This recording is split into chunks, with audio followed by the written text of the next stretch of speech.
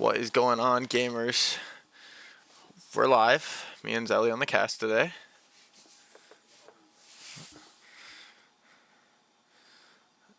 And hopefully we can get through a highlight draft league with no technical difficulties. That would make me happy.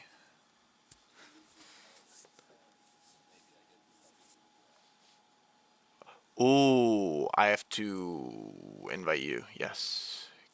Good call. Good call.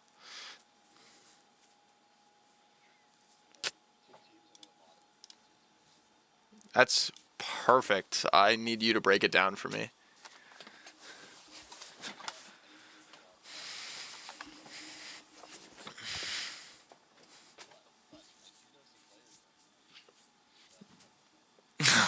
I love it.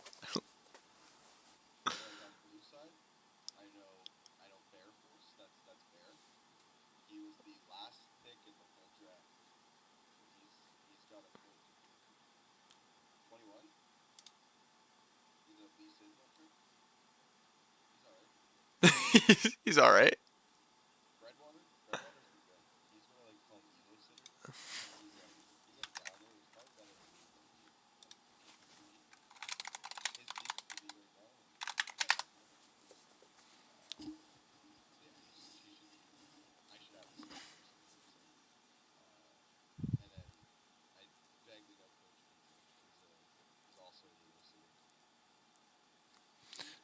I am getting notice that I can't hear you on stream somehow.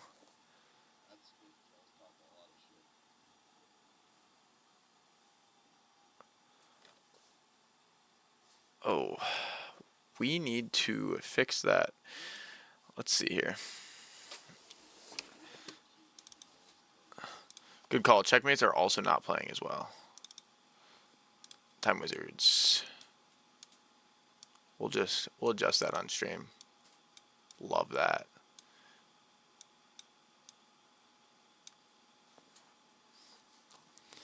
Why can I not hear you? I can see your audio on OBS. No, you're... Oh, perfect. Yeah, we're in Discord still. Little technical difficulties, so I'm just talking to myself on stream. Love that.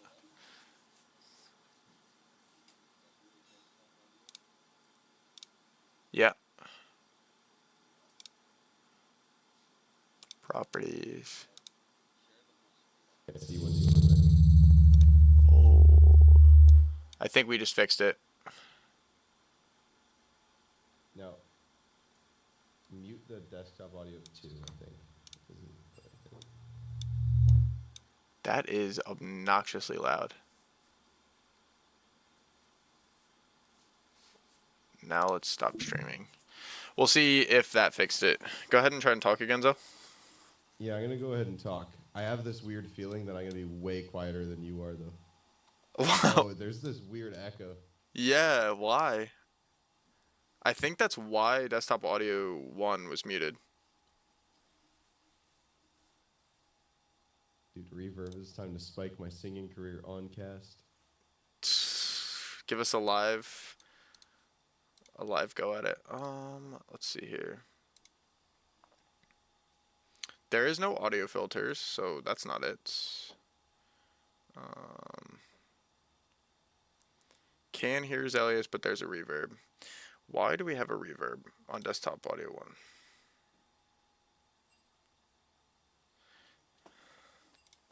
Advanced audio properties.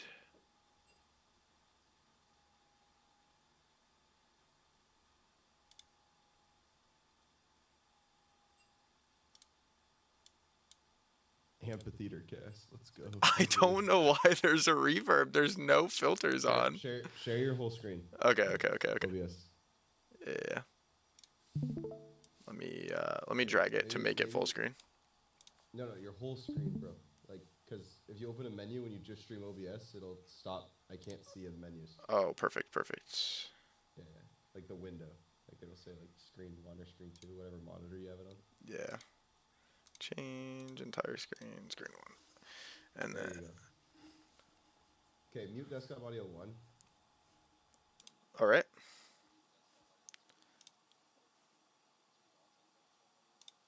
Perfect. Properties. All right, now we'll see. Test. No, no. Wait, yeah, I'm coming through now. Okay, perfect. We love that. Let's see though. I have to check if it's coming through on stream.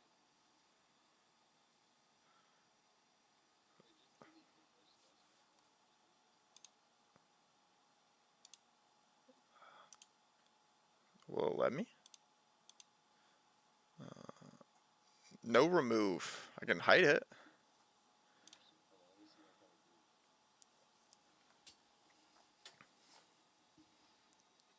Super quiet now. All right.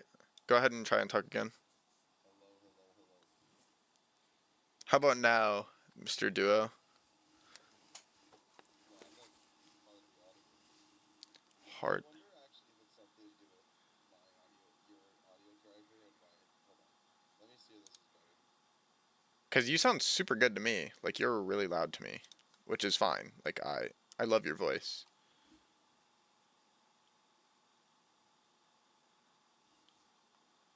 But you could hear him when he was full reverbed. What the hell? What if I just like hold on, take your headphones off for a second? Okay. They're off. Ah!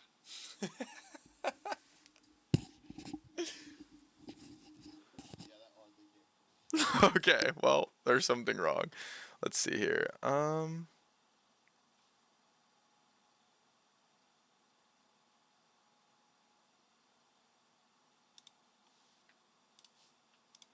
we missing draft? Oh. We are having technical. Okay, perfect.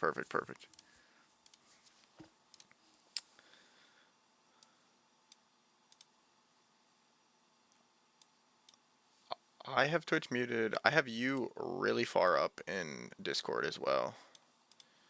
Let's see here.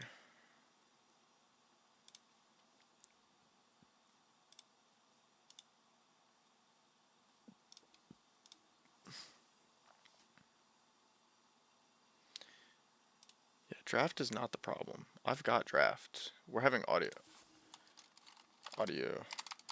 issues, not draft.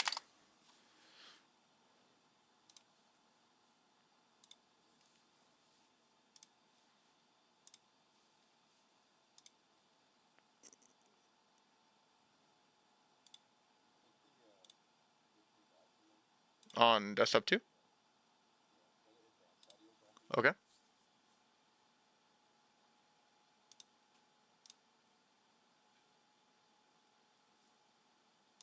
Try cranking the desktop audio to the max.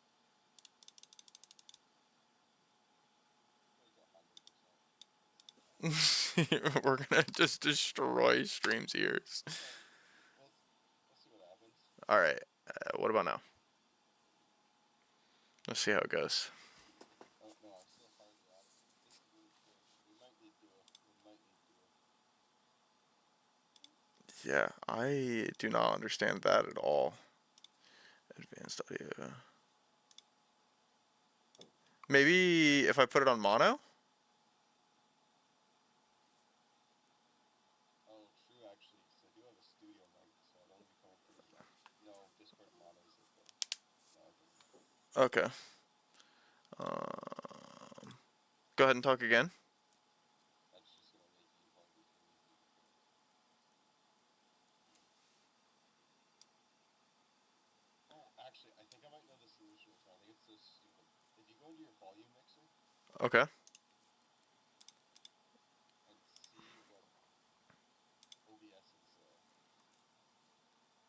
100%. open it up.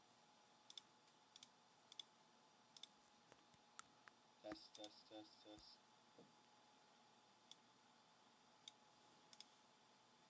No, I sound like I'm talking through like a $2 convenience store.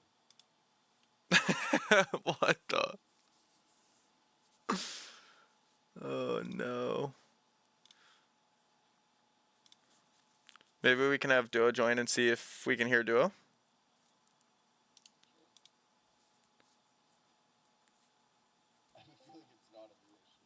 Yeah, I don't think it's you issue either. See if you can hear yourself on stream. Hello, hello, hello.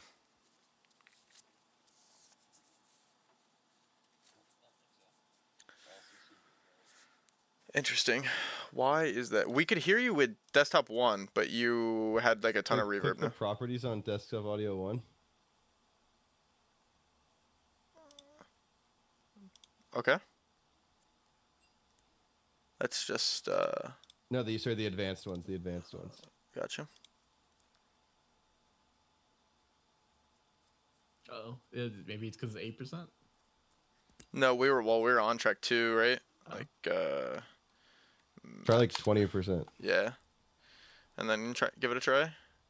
Testing, testing. I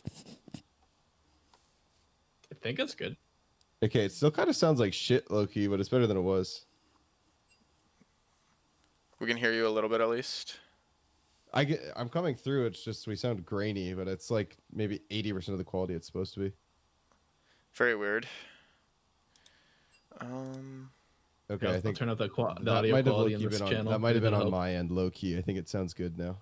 Okay, perfect. help. All right, go guys. Bye. Thank you, Duo. Just had to join. All right, we're good.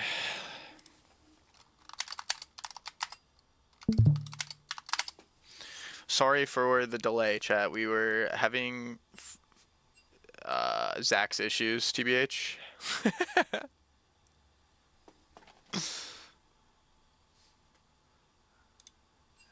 Got our Go Duo in here to fix everything. Yeah, just by being here. Perfect. SpecLink is up and ready. And So, anyways, we're into saying, draft. Love that. I don't know a lot about these two teams, but I know some players on each team. Like I know Bear has a lot to prove, being the 32nd, the final pick of the draft. Breadwater, the GOAT, probably one of the best mids in the league. And on the red team, I know Sethi. That's your friend, I think. And Sethi is my friend. That vacant tech fella, I have a lot of good things to say about. So I won't cross league advertise, but I'm in another draft league. And that draft league allows opposing team members to sub for you if you need a sub, as long as like it's not their team playing. And we've used vacant tech 4 of the 6 weeks for our league because our top laner is never available. So he just subs in for us out of the kindness of his own heart, and he's always a goat. He's the goat on Olaf. He's the goat on Mordekaiser. He's the goat on Ornn. He can do it all. I have seen some vacant tech gameplay, and he is rather impressive. I'm gonna turn you up again as well because chat was asking for you to turn up a tad bit. Sure. I can also turn myself up if I'm quiet for you as well. You sound pretty good for me. I think audio should be set now. I can turn myself down a little bit if need be as well, so that it's in. It should be all set. We look like we're pretty even on audio-wise. The best way to describe vacant tech is like, when you go to like a bodybuilder gym and like most people are like just, they're clearly on testosterone or some form of roids. Yeah. And like, you see vacant tech and like, he looks like he's also on roids, but then like he takes his shirt off and he doesn't have gyno. He doesn't have any injection marks. He doesn't have anything. And you're like, is he natty? And it's like, yeah, he's just like that. He's just like that. He's him. Bacon is getting a bit of the glaze here. We love to see that. He's the Will Tennyson of the High Alert Draft League. I'm sure Vacant will enjoy watching this back after he feeds through 15 minutes of audio issues to hear you say that he's a specimen among men. If he knows who Will Tennyson is, you can Google it. He's pretty popular. We see. How are we feeling about the Time Wizards draft thus far? Ferris Karma. Yeah, I mean, good prio lane. I think low key on hit Varus is somewhat playable right now. Like you don't have to go lethality, and the Braum is like a really big annoyance into the poke Varus, but if it's on hit Varus, there's still an angle to play for it. But again, you're pairing it with the Karma, so the assumption is that it's going to be poke. Oh my goodness. W Duo Lingo Owl in the chat, gifting it 10 subs to the stream, reaching high alert sub goal. Here we go. And somehow our casting team of me and Zelius has been the most financially profitable for high alert thus far. Yeah, I actually not true because I did come at a hefty fee. Oh, you were expensive, huh? Super expensive because of my immaculate knowledge. Now I'm wondering if Breadwater can play Silas, by the way. So if Gunkers are stream sniping, they need to ban that away. I mean, the Amumu Silas is disabled this week. alone. Yes. They should lock it anyways, I think. Yeah, agreed. They should just cheat the system. Don't abuse the lock bug. them anyways. Don't abuse the bug. It like you can not do that. You know what I mean? Like you can just not abuse that bug. I mean, that's based. But Silas into the Amumu, just chef's kiss, you know? A little smooch. I am going to be honest, I hate Amumu in competitive League of Legends. I think Amumu is very weak. I think it's really telegraphed, and you can just run it down very easily, but I could be pleasantly surprised by this as well. Traditionally, I'd agree with you, but I think one of the joys of low elo in general is that, you know, mistakes happen. That's very true. Just for chat purposes, we did have a Talia ban come through for the last ban that's not showing. Orianna. Okay, now the Amumu pick is looking quite nice. I like Orianna with the Amumu. That's a nice ball delivery system. Yeah, red team really wants to fight and blue team really wants to poke, but that's what really makes me feel like the Zin's out of place, right? One of the joys of Varus Karma is you have constant lane prio, so you want to get a jungler that can fight, but you need to compensate somewhere with somebody that will actually like carry the game, you know? Because Varus Karma has this job to get ahead, but they're not like a 1v9 hyper carry, right? Because again, you're playing lethality, right? You're playing around your cooldowns, you're playing around these larger spikes. And while the Varus Karma should be really good into the Kai'Sa, because Varus can, you know, effectively double her range, the Braum does a decent job of kind of holding the line. And then again, with the Ziggs mid pickup, it's like we have this scrappy fighter jungle, and what do we play for? Like, yeah, we have prio in our lanes, but what do we do with it, right? So it's we switched to Renekton. Time Wizards are gonna have to play really well.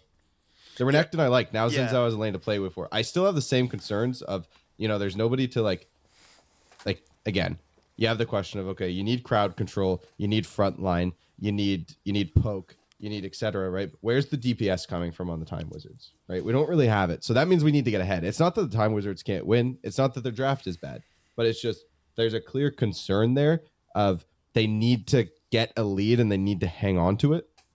Versus when you're a red team, well, look at their comp. 80% of that comp revolves around pressing R together at the same time. And both comps are actually pretty solid overall. But again, it comes down to that ease of execution, right? Yeah, I think and the reality is significantly easier to execute. Gunkers just have to press R and not be an embarrassment to their families. I hope nobody on the Gunkers is listening and is not feeling the pressure of Zelius here.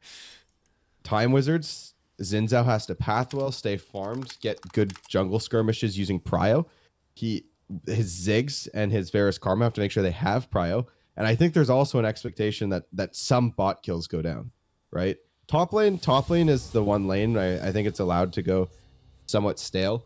I mean, I think Bear has the opportunity, if he plays it well, to really put the Malphite in the gutter, like pre-6. But after a certain point in time, it becomes the whole, you know, stoppable force versus movable object. It's the Renekton that doesn't...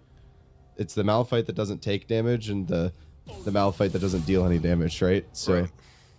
Now, how are you feeling about the bot lane in general, though? I think Braum is not a great champion in multiple poke champions. Like, I think if you have one 80 carry, Braum can play really well, but into a lot of range, does Braum not get poked out, like, very severely? Yeah, I mean, the lane will be pretty rough. The lane's going to be really rough for Kai'Sa, no matter what. But I think it allows for a bit of gimmicks later on. And again, because you have this press R comp, the reality is you only really need to be peeling like one or two things off of your Kaisa, right? And she just wants to ult in.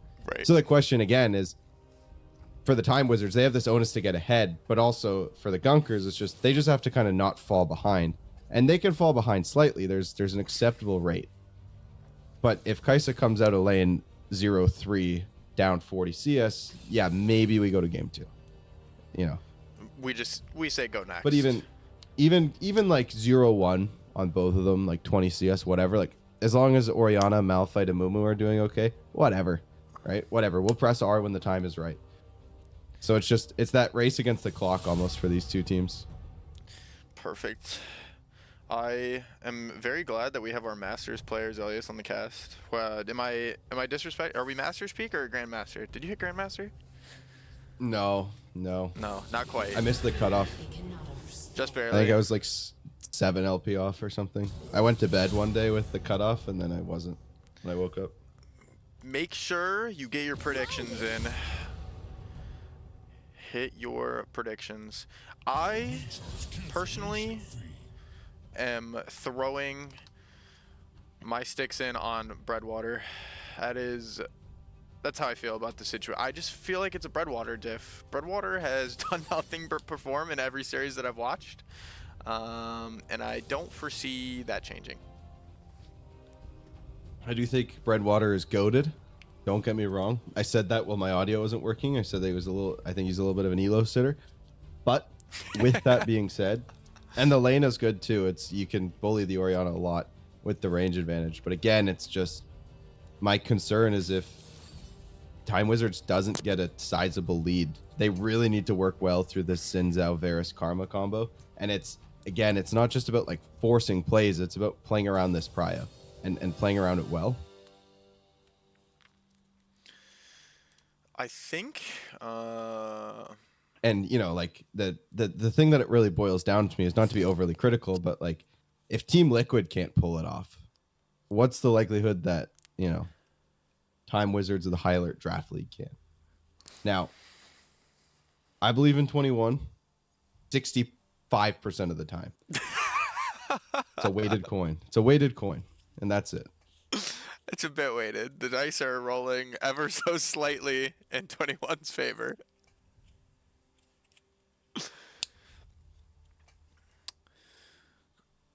And then we sit on a 3-minute spectator delay after this.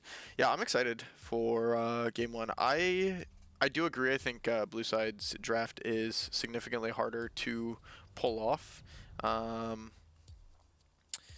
But I think this top side is much stronger. I think 21 can have the opportunity to control this game. And if you don't pull it off on Xin Zhao, we're going to have some really rough occurrences in team fights later on. Now, the last time I saw Namumu in competitive play and I was casting, he got a triple kill at level 4 due to what, is pretty much just unfortunate circumstances. Or fortunate circumstances, I guess, depending on, what team you're cheering for. Right. But let me tell you, he ran away with the game. So that's true. I mean, if Amumu gets a lead here, it could be a problem. That's for sure. But there is not a ton of champions that like Amumu is really like a massive threat to. Like this, ideally, if Blue Side plays this properly, they should never be bunched up for like a big Amumu Malphite Orianna combo, because like you said, they're trying to play their range. We're just hope it's a game of does Blue Side misstep here, or do you have hands check game 1 is what we love to see. what are the scores of these two teams? The Time Wizards are 3-0, and the Gunkers are 2-1, I believe. I think that shows on our overlay in game as well, unless everything that I did with Duo was for nothing and it didn't save, which is it's completely possible. Our audio probably should have been tested beforehand as well.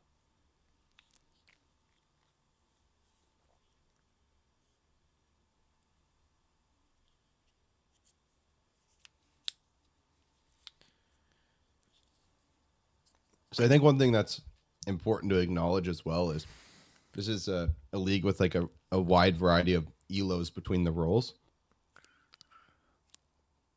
And I'm pretty sure, if I'm not mistaken, the blue team, like Time Wizard's lower echelon is ADC and top, and Red's high elo player is the ADC.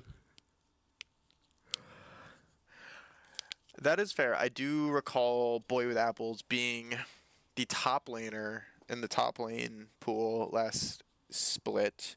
And in the games that I subbed, I went 0-16 against Boy with Apples. So I made him. I think that was his best games as well.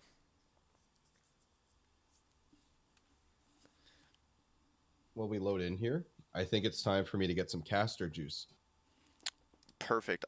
It looks like we are loading in now. Our overlay is also loading, so everything is looking good on stream side.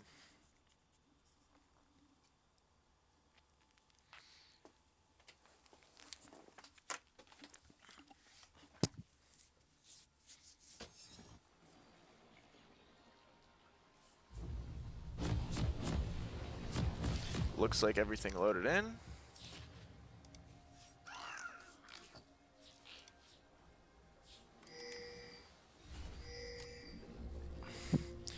All right, and we get started right into game one. I think they'll end up going for a normal 5-point here. Welcome to Summoner's Rift. Hopefully they keep it nice and slow while I am lacking Mr. Zelius with me. No. I'm good. Waiting for the ability to play the play.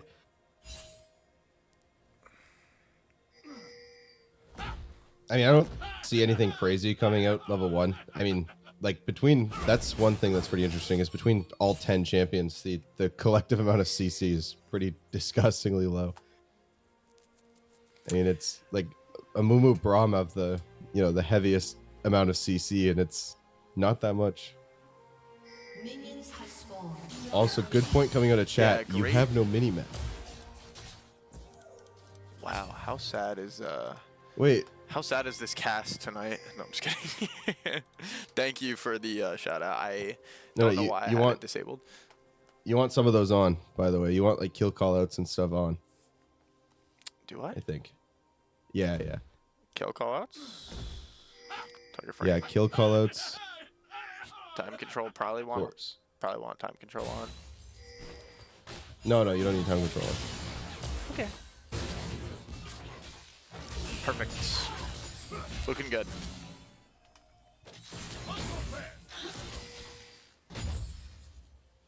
All right, perfect.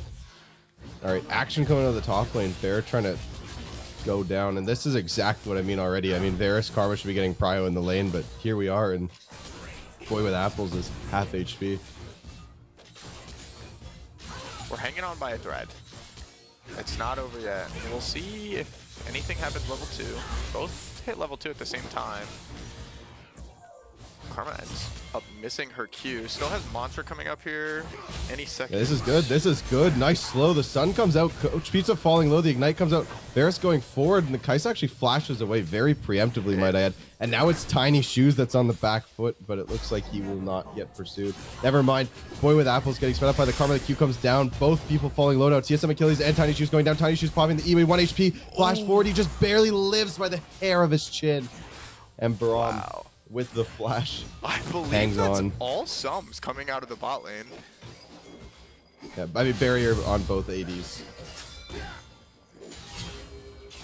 21 though, engaging on Sethi, and Sethi, like you said, the Amumu, not very useful. And again, 21 taking advantage of the prio with that heavy trading. Neither bot lane is in a position to roam, but 21 saying, hey, I can win this exchange solo. And, as I kind of predicted, Vacant Tech and Bear both have the luxury of doing nothing here, but Vacant Tech changed his mind and he hard trades, and Bear trades back, and they go dead even.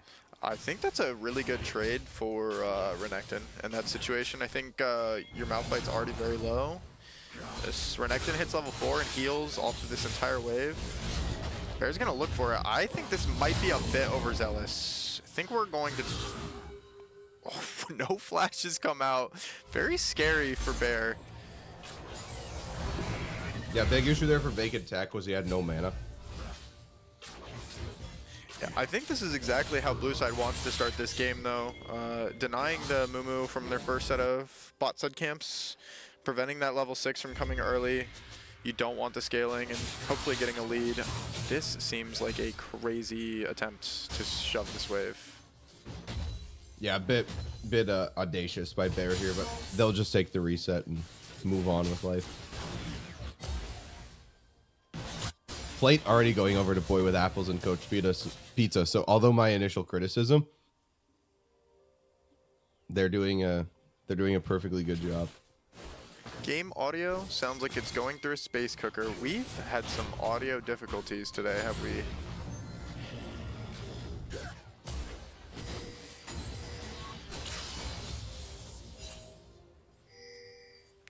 Oh, you're gonna want to turn scoreboard off as well.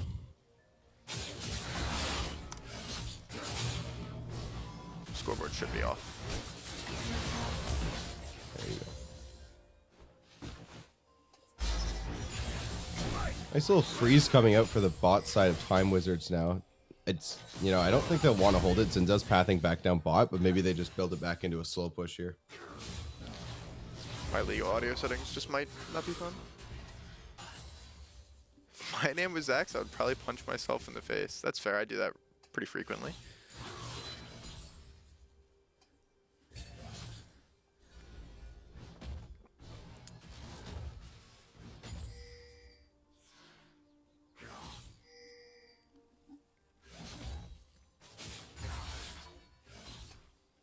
Now the silence you see here is the casters are letting two top laners in their element do their thing.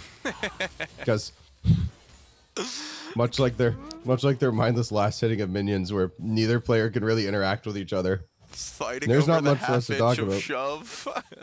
And Trying to get don't the get me weight up. wrong, they're both doing exactly what they're supposed to do, but again, it's just the case of Malphite does not take or receive damage.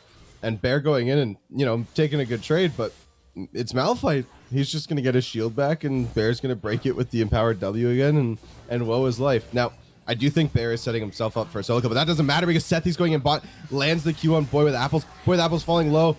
The Q comes out, the barrier comes out. Now it is TSM Achilles falling low, has to back out. Karma there, Zinza there. It's a 3v3. Now This the is looking side really of good for Blue Gunkers are side. falling low. First blood going to 21. 21 getting the knock up on TSM Achilles. The barrier comes up, he's going to die. Anyways, double kill for 21. Bot lane of Gunkers going down. Sethi walking away with next to nothing. I think 21 just read Sethi like a book on that play, was sitting hovering for the gank in the bot alcove. It looked like he was in the alcove. I'm not sure if he was just in a lane bush. But wow, I really thought they were going to lose Boy with Apples immediately in the fight.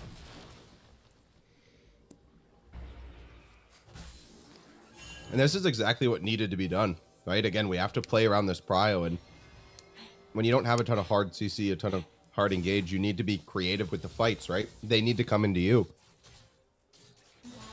So Time Wizards read them like a book, like you said, got a good play that Gunkers would want to commit to, and then they turned it on their head. Yeah, and if I'm red team here, I am feeling a bit scared with the lead that just came out onto the Zinzao. They do have Malphite still. There is plenty of buttons on red side to shut that down. It's just a matter of will Bear be a good enough dive buddy for the Zinzao to actually get any value? I think later in the game, if Zinzao goes in alone, he's just going to die.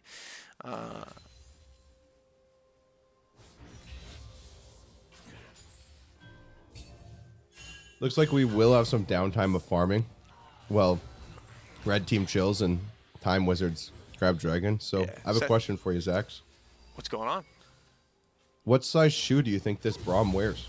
Oh, like the player or the champion? Well, I mean, the player's name is Tiny Shoes, so I'm leaning towards, like, you know. Honestly, I think it's like a reverse psychology situation where they probably have like size 15 feet. Maybe just like they don't want to be self-conscious about their super large Bigfoot feet, so they call themselves Tiny Shoes. Yeah, like reverse compensation. Yeah, Right. you know what? The more and more I'm thinking about, it's weird that he said the only shoes that fit him are Shaq 7s, right? Right? That's not a small fit. Nice trade coming out from the Time Wizards on both top and bot side. Again, Renekton Malphite doing exactly what you expected to do. Just handshaking all like. And I think I believe with confidence that if you put like a VOD of like a Platinum 1 Renekton Malphite lane and like a low Grandmaster Renekton Malphite lane, I don't think the difference would be that crazy. No, surely it's just a handshake back and forth of trading waves. Yeah, I think that like depending, like, you know, out of the sample size of 100 games, like 10 of them have it going one way, 10 of them have it going the other, but I think in the other 80 it looks exactly like how it's been going. And again, it's not even a criticism or a comment about either player. I think it's the lack of duality in this matchup. It does look like Sethi is about to start an engagement in the bot side. He is in try, but I think Yeah, Time 21 Wizards again are walking sniffing this down though out. to look to cover Yeah. it, so we'll have to see. I believe they're sniffing this Walking out. We're around, about it's to on see Vision. The another flash 3v3. coming down right away from Boy with Apples. The TP comes in from Redwater. Both DPs coming out. Going behind. Coach Pizza falling low at 21, jumps in, gets the knock up on TSM Achilles. TSM Achilles falling low. The Zinzao W comes out. Blue team claims the free to war. Breadwater picking it up. Breadwater going in onto Sethi. Now Sethi flashes away, but he will fall. Double kill for Breadwater. Bear now going in on Vacant Tech. Again, though, they're just trading everything. And again, neither one of them dies because it's Absolutely Malphite nothing Renekton. comes out on top. Absolute bloodbath in the bot side, and in the top, it's okay. Okay.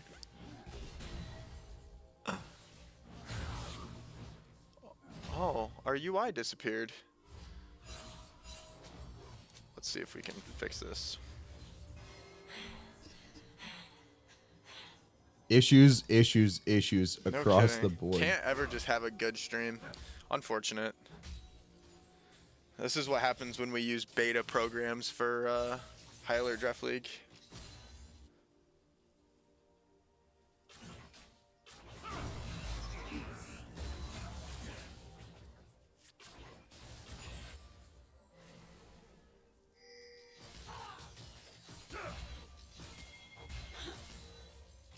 Now, I mean, so far I can say pretty convincing lead for Time Wizards. They did exactly what they needed to do, and they're in a good spot now to just rack up some objectives and you know, go status quo. Let's see what we got here.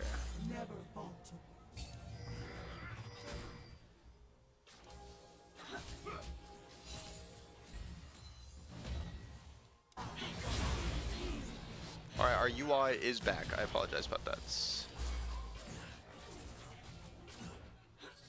Perfect. Sethi again, seeing if the third time is a charm, and 21 saying, I think I know what's up here.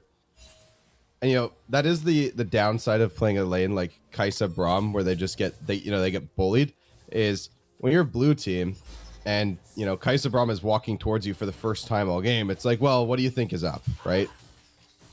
And so they don't even need to ward to kind of figure out these ganks, because the reality is Kaisa Braum won't walk up if it's just the two of them.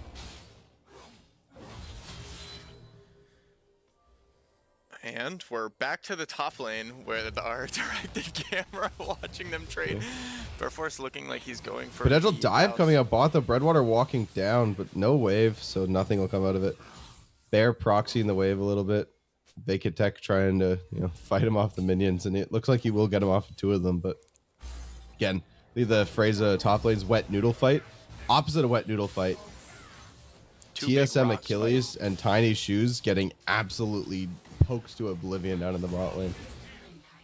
Braum trying to throw up the W, trying to throw up the E, but again, we knew the lane phase was going to be rough. And Varus isn't even going poke, he is going the on hit. Which honestly, I think alleviates some of the pressure. But again, with that Malphite Amumu, I am totally understanding. Vacant Tech actually being the one on the aggression now. We could see Bear die if they play aggressively and it backfires. Yeah, I think we're getting to the point in the top lane where Malphite just has enough armor to survive. Just walk at you, smash half your health bar down, and leave. 21 playing aggressively. They're looking pretty much trying to zone them off the wave. And Breadwater, beautiful trades onto this Orianna. kind of putting her in an awkward spot, baiting out the abilities, gonna get the wave under tower. If he can get another couple Qs on her, he has a really easy time into getting this turret. And second dragon going the way of Time Wizards. Blue side is executing this draft very well.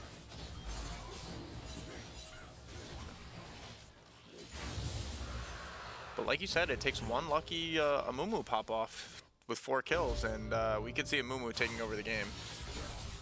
Yeah, maybe. I think Vacant Tech actually going in on Bear. Could Vacant Tech be the hero that the Gunkers need? But Bear's just gonna walk away. Still has his flash, still has his ult. He's not in any real threat. Oh my gosh, the E forward. Vacant Tech making a fatal mistake. He's gonna go down, but the slow from Malphite is absurd, so he just runs away. God. I cannot believe that the second tower shot doesn't hit. Oh, still okay. too Bear far though with a nice dies. flash forward, getting the solo kill. But holy, can we pour one out for what may be one of the best plays in Haddle in this regular season? That's definitely going down in the highlight clips reel for season 2. It'll be in there. It does look like Sethi's actually going to gather some camps back while 21 is doing the Rift Herald. Not much there to take. We're going to waste a lot of time looking for the Krugs as well. I think this Orianna's build is very pacifist for what the Gunkers need as well for that overturn, right? I think one of the joys of having the Malphite of Mumu is that as the Orianna, you can say to yourself, if I farm safely, if I farm well, I get 2 items. I get my Ludens, my Sork shoes, and a Storm Surge or a Shadow Flame or Rabadons even. Like, you know, any play is winnable because you just need to one-shot the Ziggs or the Varus, right? And it gives that breath of light. But this, you know, Merc Tread's Rod of Ages build, it has its advantages. You're beefy, but I don't think beef is what you need in this comp, especially when you're just going to get bursted down anyways. And trading with Boys with Apples, the ult comes out, Boys with Apple flashes, it misses the E, Orianna flashing away, Jakester running for their life. They do dodge the Q, so it looks like it will be a non-starter, but some burned down in the bot side. And again, close call. I mean, what, 3 levels down was the Varus? Yeah, but it's you know, and you have that gold lead, you have the first tower, you have the Merc Treads. It's a big advantage. And again, top lane, more and more wet noodles as it comes. Malphite does a little bit of damage. Renekton heals it. Renekton doesn't do any damage, so Malphite doesn't need to heal. Now, if you're Malphite, are you not just building a Bramble Vest here? Yeah, I don't think it's... The healing is not relevant enough. Okay. Based on... Because, you know, you also... The Varus is going to be dealing % max health true damage. Very true. And you're going to need to be able to deal with the Ziggs, right? Because 6 million armor does nothing to a bomb. A Yordle with a bomb.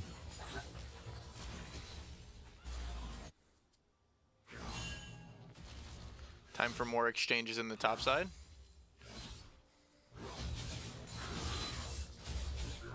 There was some beautiful trading, but it might finally backfire on him. Sethi going in. The ult comes out from Bear. Bear's just going to go for the 1v2, saying, fuck this. Can he do it? He's getting CC to Oblivion, but he has his E. Can he pop the Q? He does. He might actually just kill Sethi. Sethi goes down, and he outplays it. 21 there at the last second to help out, and it is 2 for none to the Time Wizards again. Well played by Bear. Great pathing this entire game by 21. Good roam up by Coach Pizza. Rift Herald's going to get popped. This tier 1's going to go down. I could even see them push the tier 2. Still 20 seconds on the death timer. Coach Pizza walking towards Breadwater. Ult onto the Kai'Sa. Kai'Sa falling low. 1 HP on the Kai'Sa. 21 going forward. Flashing for it. Gets the kill.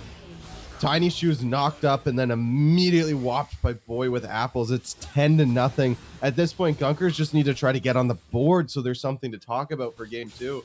And tier 2 getting whacked down on the top side. Tier 1 going down mid. Jakester trying to defend, but you can't defend against 4, buddy. And this game's looking like a quick one. If you are blue side, what do you do here, Zelius? What's your blue side? Or if you're red side, I apologize.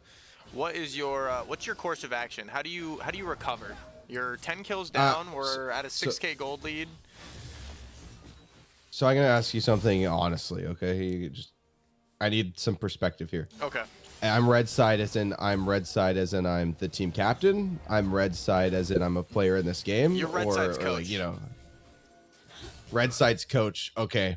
I'm talking with my GM about trade windows, and I don't know what needs to change, but like sometimes things just aren't working.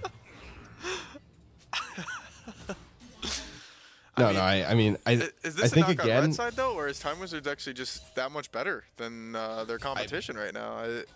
I mean that's the joy of a best of 3, right? Is we can't make a decision off of 1 game sample size. Sethi going in, Tiny Shoes lands the Q, but Karma's gonna be able to get away. The Q lands again though. Super low. Will they fall? Coach Pizza goes down. TSM Achilles getting the kill. It looks like 21's falling low now too. Bromstun will hit. This going super low. Bear going in. TP behind. Tiny Shoes falls. Bloodbath all around. TSM Achilles still cutting it out though. Jakester running away for the life. The Rod of Age is actually paying off. But now it's a split up. And TSM Achilles is not with the team. Vacant Tech getting zoned down. CC'd up. Will he go down? He will. Boy with Apples on a killing spree. And what looked like a beautiful play for Gunkers to kind of get back on the board, make a turnaround, was a 2 for 2. I mean, it still ends up being 2 shutdowns though, right? Like we do profit a bit. It's still good. It's still good. It is a large detriment lead though, but I think, jokes aside to the previous comment, I think what just happened really highlights what I think they should swap up for game 2. TSM Achilles is our best player. Right.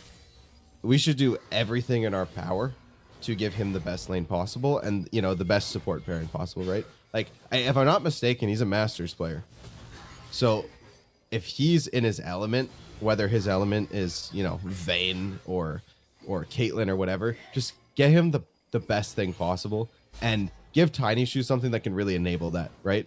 I think one of the issues is, even though they're the better team, actually more combat, it's completely irrelevant. Breadwater all comes down. Sethi getting nuked. Breadwater on a killing spree, 3-0 now. Tiny Shoes fighting for his life. TSM Achilles fighting for life. Trent, 7 Rent going in. Braum kind of detouring him a little bit. Vacant Tech there. Bear on the sideline. But again, it's 1 for nothing. Good pick. The Amumu just went down like butter. Yeah, unfortunately, this is the stage in which I'm feeling that my initial feelings on Amumu are relevant. I think Amumu is not very useful, especially when your main damage source is just Kaisa. If we're playing like maybe a Protect the President comp with like Jinx, like you said, enabling Achilles to just be the 1v9 hyper carry. But right now, there's just no answers for red side.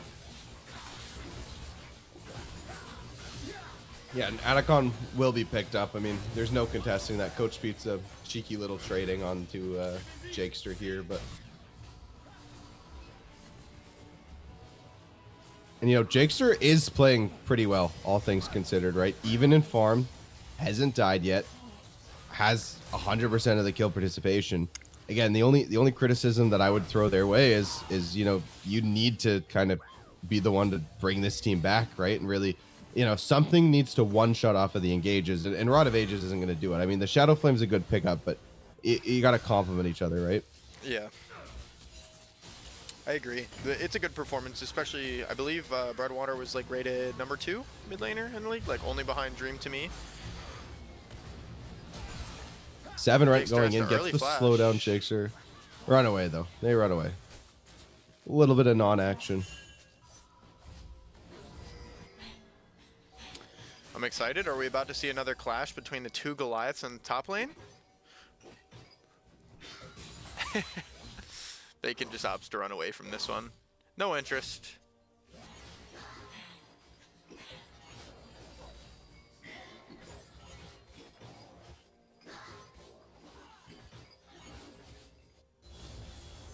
Yeah, and at this point of the Renekton Malphite matchup, it's like Bear can win it, but Vacant can't lose it. So it's just, goes back to being a non-starter.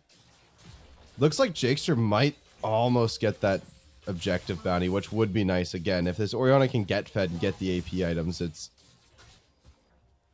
it can be good. There can be an angle, right? You just need one good Amumu engage, one good Malphite R with the Orianna. As disgusting as this game looks, it is still winnable. But it's tricky. It's tricky. They definitely have the go buttons. One Wombo with all their R buttons can really change the game. And I think it's one thing to have a plan, snowball off the plan and win. Like that shows you're a good team, but to show you're a great team, win a game like this, right? It's exactly what needs to happen. And Sethi going in, Vacant Tech not committing the ultimate as soon as 21 comes out. Now, the big concern here is Soul is coming up for Time Wizards in 2 minutes. Baron is up in a minute. Yeah, they sure. could either trade the Dragon, they could trade Dragon for Baron, or they could just try to go for both. Boy with Apple's actually getting engaged on having a but 21 goes in. Sethi falling super low. Tiny Shoes on the backline now, rooted up, dies. Boy with Apple's on a rampage. 4th kill of the game. Pushing forward. It's a 1-for-0 again off of what could have been a decent look.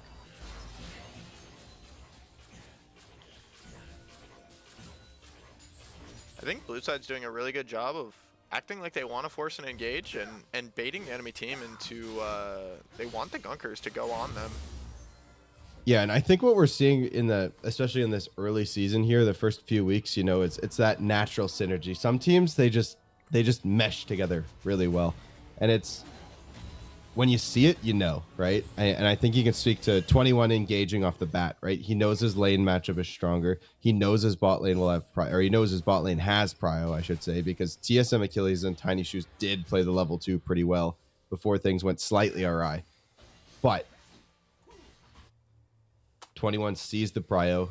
He knows that he's strong. He knows mid can't do anything. He knows top can't do anything. He goes and invades the bot side. And honestly, the entire game is set up off of that play, and 21 just kept building on it. So in terms of like MVP of the game, I mean, everybody's playing pretty well, but I think 21 takes it in terms of the dominance we're seeing at least. And I mean, I think participating in 11 out of the 14 kills says a lot as well, right? I mean, he is listed as the number 2 jungler in the league, according to the number 1 jungler who makes the rankings. I feel like that might be a bit biased that Les Force gets to rank himself number 1, but I would say after last week's Trundle performance, maybe he earned it.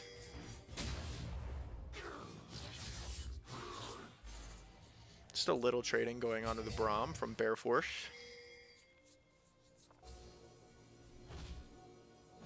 I think Bear should get brown Nikes and call them Bear Force Ones. Engage coming up from 21 on to Tiny Shoes. Tiny Shoes going half HP, but the ult comes out, and now it's 21. That's actually the topic of engage, but the ult comes out. Redwater ult comes down. Tiny Shoes going down to Boy with Apples, the Q. 21 fucking invincible with the Sundered Sky. Going in. Bear Force on the back line, killing up TSM Achilles. Vacant Tech going now, and 21 1v2ing as well. Jakester dying. Sethi dying. Gunkers dying. Their hopes and dreams of ever winning this game dying. And that is a almost clean ace for the Time Wizards. I just feel like the Xin Zhao's taking no damage. They tried to engage on him. They used the Braum R right in the beginning of the fight. Kai'Sa couldn't get in range. Kai'Sa ults in on the backline and immediately gets blown up, and there's just nothing the Gunkers are able to do about this. All right. While we're closing in on the Nexus here, I'd like to say, regardless of any action that happens, I'd like to give Boy with Apples a sincere apology, but I am going to roast them again, but I want to apologize first because I was not familiar with this game. Seeing the top lane performance from last season, I would have never expected such beautiful Varus gameplay. Yeah, honestly, the role swap is looking very good. But I will turn it to the roast though, because I gotta say, Sax, I'm a bit perplexed. Why are we perplexed? How does one play Ornn like that and then proceed to play Varus like this? You know what I mean? Like, no, I understand. I will not disrespect the ADC arc for Boy with Apples again, but you got to question why he was ever up there locking Ornn in the first place if that's the duality for this man. And fate has it, he's actually topping the damage charts this one, doing even more than Breadwater on the Ziggs that gets to deal with next to no magic resist. I do have to be honest with you though. I can't join in the slander of the GOAT Boy with Apples. The reality of the situation is they kind of put me in a blender last season, like bad, like real bad. Now, respectfully, moving the slander to you, I could name like probably 60 to 70 top laners that would put you in a blender as well. I mean, that's fair. I am a jungler, and you could probably list Just as many junglers that would put me in a blender. I have no claims to fame here. No, junglers aren't real. Junglers aren't real. They can't hurt you. Yeah, jungler fake roll. But yeah, consider that game my official apology to Boy with Apples. He's MVP so far. Probably still 21, but like Boy with Apples is close. That was kind of it was a close game ish. Yeah, for like I think until minions hit the lanes at like 130, 140. Yeah, it was pretty close. The next one's gonna be closer though. I 100%. I think a team. I've been on teams like seeing the Gunkers. It's like they had a lot of the visions. They got counter ganked a lot. It opened a hole. Like they get.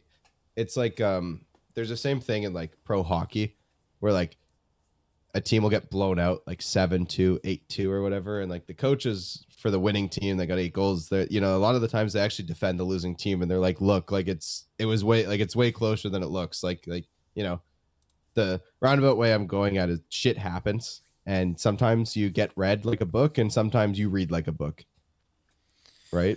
And you gotta bounce back from that. And they had the vision, right? At no point did it seem like they were hard inting or doing anything ridiculously stupid. It was just Time Wizards were reading them well, and so if they can adapt to that. There's an argument. Exactly, it was just quicker, right? And going back to that thing about having some natural synergy. Yeah, a lot of these players on the Time Wizards are familiar with playing with one another in other leagues. I know Bear, 21, and Breadwater have all been on a team before. And then when you have a performance like that out of your lane swapped Boy with Apples against the Masters Diamond bot lane, they're looking like they're in a really prime position to take the series. We will have to see how they adapt the draft in Game 2. Now, I am pretty unfamiliar with Fearless Draft and how much of a difference it makes. Is it common for teams to, maybe draft a weaker comp? Who is Home Depot Hot Dog?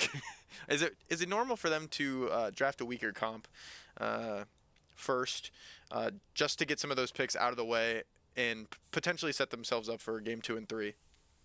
I think you could see that in a best of 5, but that would never happen. That'd be pretty idiotic, in my opinion, to do in a best of 3, because again, right? Look at what anything can happen, right? And the game we just saw was a lot closer than it looked. Right.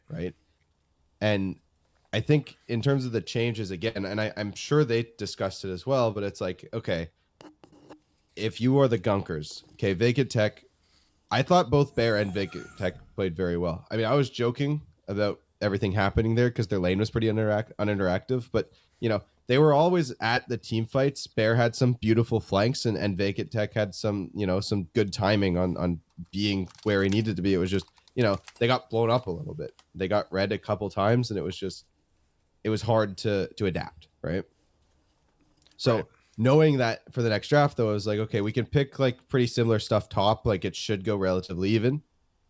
And then we know jungle is obviously a soft spot of like, okay, we need something that can't get bullied too hard because 21 will take any advantage to bully me.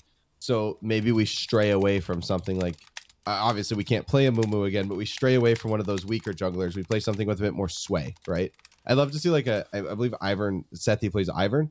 I'd love to see something like a bit more unorthodox like that. Try to throw 21 off of his game while Sethi stays on something super comfortable that can't get bullied in the same way. Right. And then again, we saw Jakester do well, control mage. Breadwater, again, one of the best mids, and Jakester was going pretty even.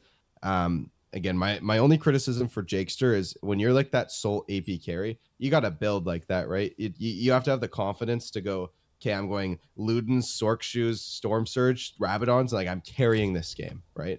Because if you get that 4-man ult, you get that huge play, you get that nice chunk onto Varus or Ziggs. That's all the difference between some of these close fights that even when they were down 12-0, it still was close, right? They were still living just by 20, 40, 60 HP.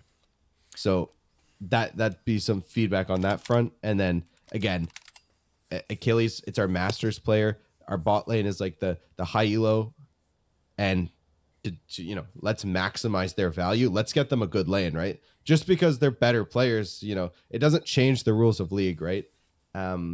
Just going back to like, especially when I coach low elo players, especially in that like bronze to gold, a conversation I have with them is, I, as a diamond or masters or whatever player, or you can use Faker as the example.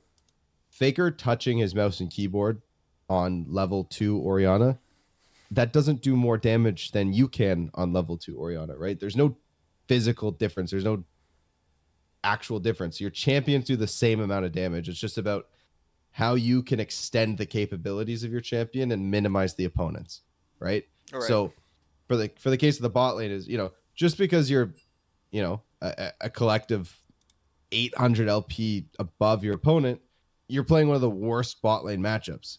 At best case scenario, it feels kind of shit instead of 50 CS down 0-10, right? And so I'd love to see them have a bit more sway. I agree. And for Time Wizards, I'm big proponent of the if it's not broken, don't fix it.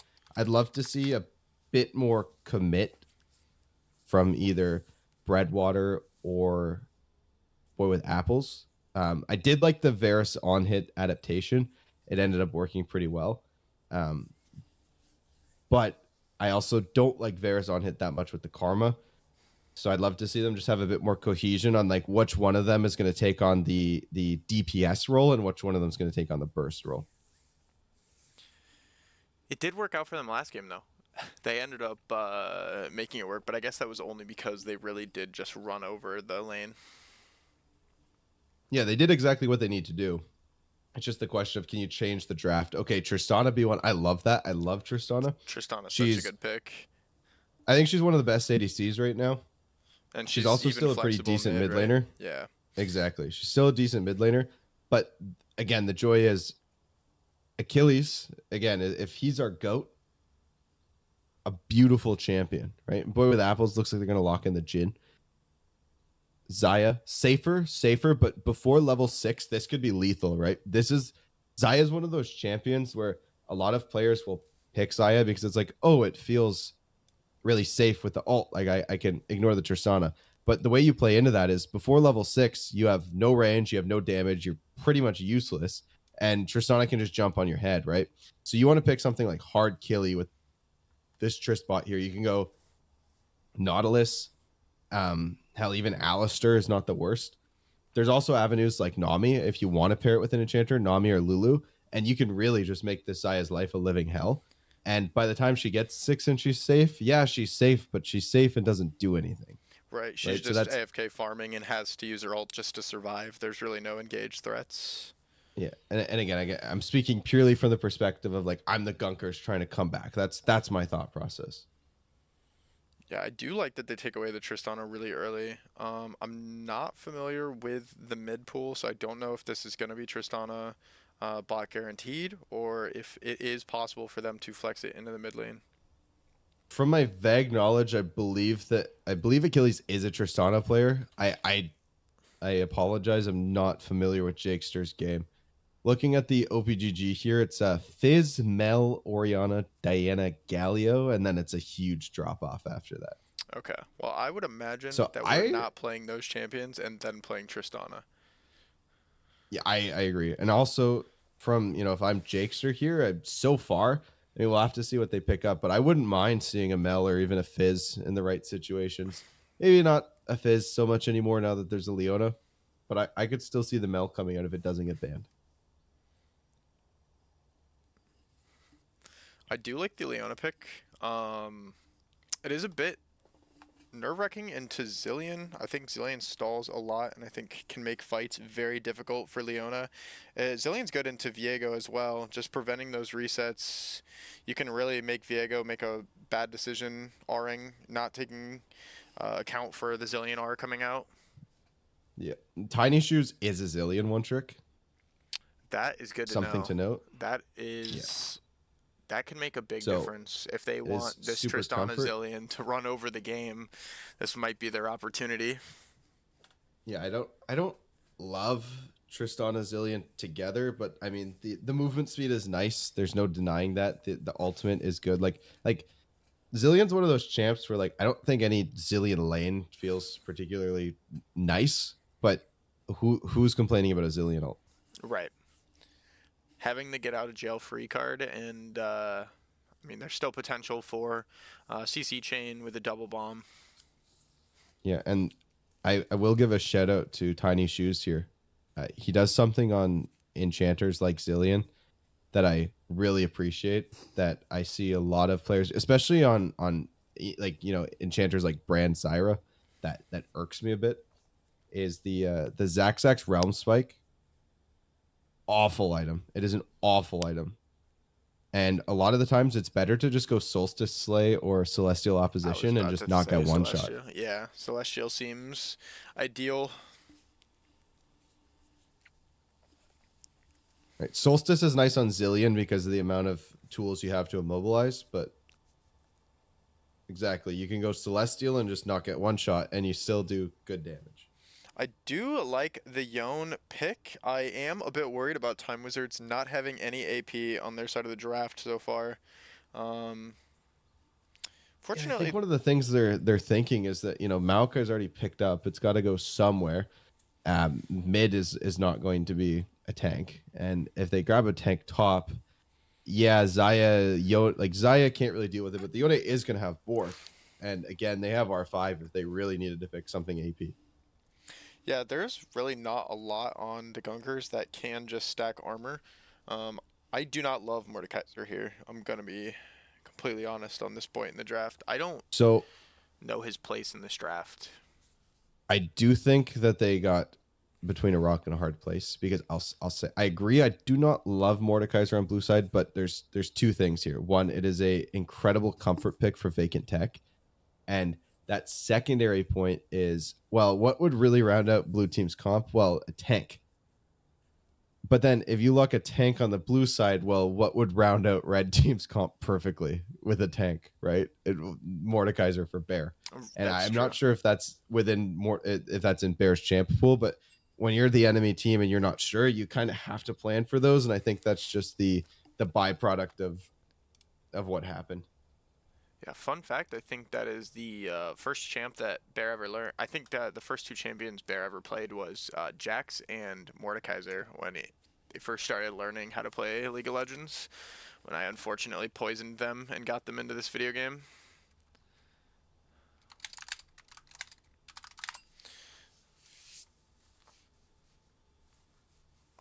All right. While we're in our 3-minute delay, I am going to use the restroom. Yeah, I will as well. We're going to take a little pause while we wait for game to launch. We will change over our screen and hopefully be ready to go in 3 minutes.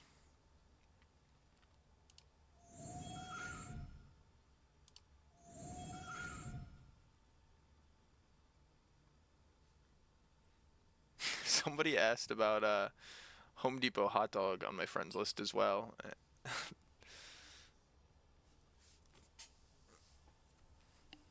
I think we have a chatter in here who could relay more information as to who Home Depot hot dog is. So I go.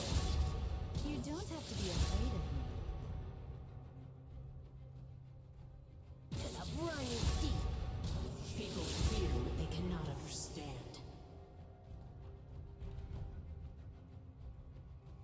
Who dares defy my will?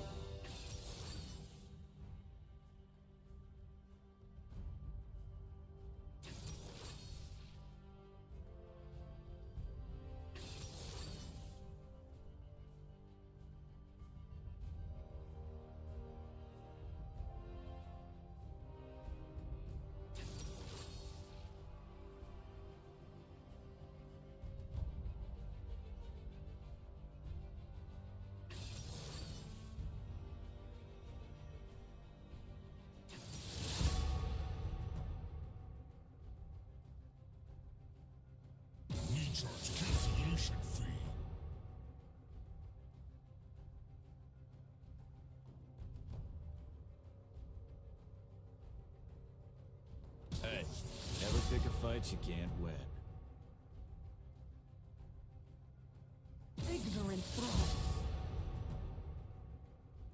countermeasures are ready, even if you are not.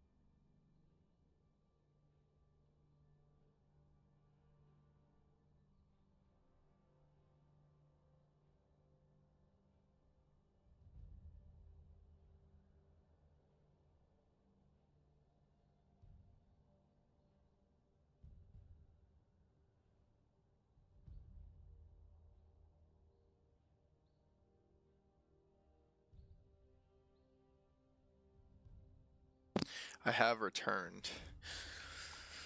Not sure if I have Welcome. Zelly Belly back. Perfect. You do, in fact, and it's 10 seconds before we load in.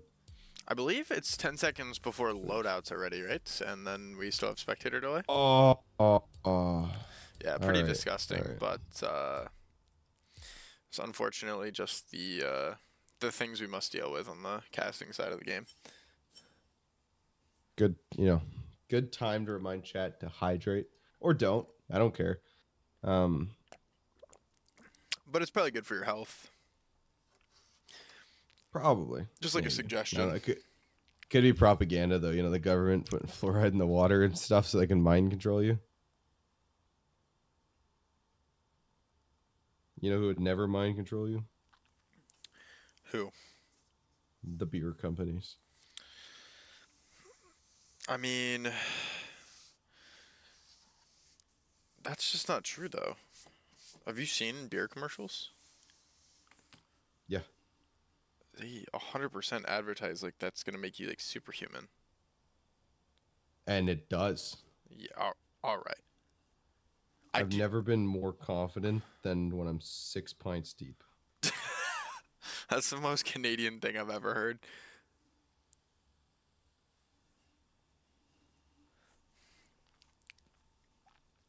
I do want to draw attention to the fact that we're playing. It's Time Wizards versus the Gunkers, but yet the Gunkers have the Time Wizard on their team. That's true. You got to wonder the origin for the team name Time Wizards. Well, Is there multiple Zillion players? no, as indicated by their logo, I believe it is supposed to be a reference to a Yu-Gi-Oh card. Oh, or maybe it's actually because 21 in real life looks like Zillion. He looks like Groovy Zillion. I cannot confirm and or deny such accusations.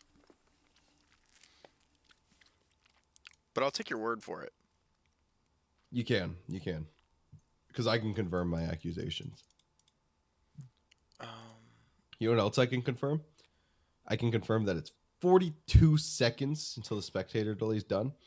And I think that first blood will happen before minions touch each other. Before minions touch each other, there will be first blood.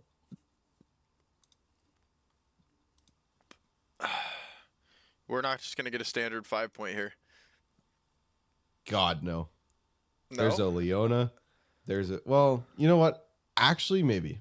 I could see the Gunkers not going for anything, but for sure they look for it on the Time Wizards with the Leona. I hope so. I'm really just rooting for the Gunkers in this game. I don't know if we even got a poll to vote. It didn't look like we had any payouts on the last game, which is fine. It's not LBLCS mainstream, so I understand. The Schmeckles don't have as much value. I am rooting for the Gunkers. I do want to see a 3-game series. I also am just biased and want Bear to lose.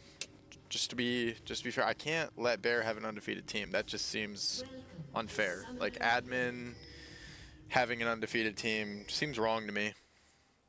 I'm a simpler guy here, and I just want there to be like 3 kills a minute, and the game be like, I like. Here's the thing for me, right? I'm the kind of guy where it's like I either want this game to be 12 minutes or like 70. Okay. I can Engage get behind comes that. out. Coach Pizza E doesn't land. I mean, realistically, one of the joys of playing Tristana too is like, you know, a lot of high-low players, they won't level their ability first in case they need to level the dash for whatever reason. Like Tristana could just W and buffer it away. Worst case, but obviously not the case here.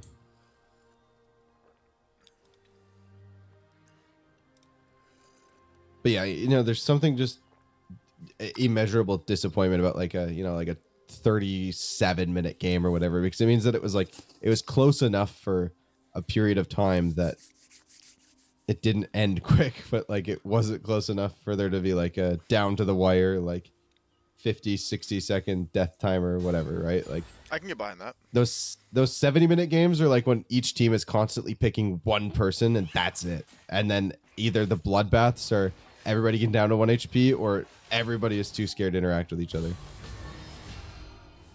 Vacant Tech trading up with Bear, proccing the passive and just staying in. I don't know who wins the 1v1. I mean, I assume it's Mordekaiser with the Conqueror, and it sure looks like it. I mean, good start by Vacant Tech, and Jakester just in the mid lane here. Now, this is a champion I'd be cool with him building the Rod of Ages on if he wants to. So, no flame here on the build path. There's so much flexibility on Vagar that I'm game with whatever. Bear does win the level 2, though.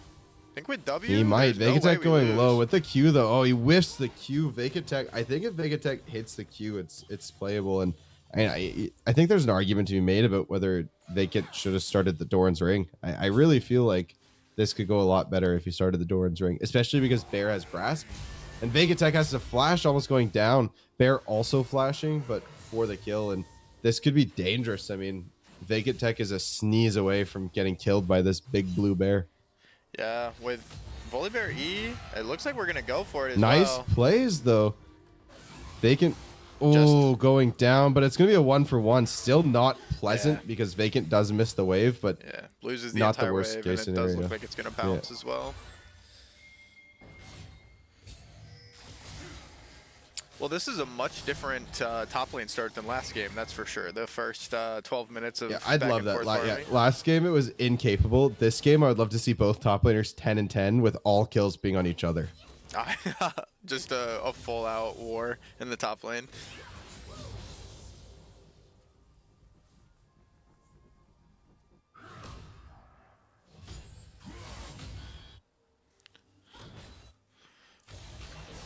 Big shout out to Duolingo Owl for the overlay. He fully set this Big up. trades coming from Vacant again. The Q hits this time. 21 though 21 coming here up. to Can Vacant assist. kill him before the flash forward? The healing from Bear.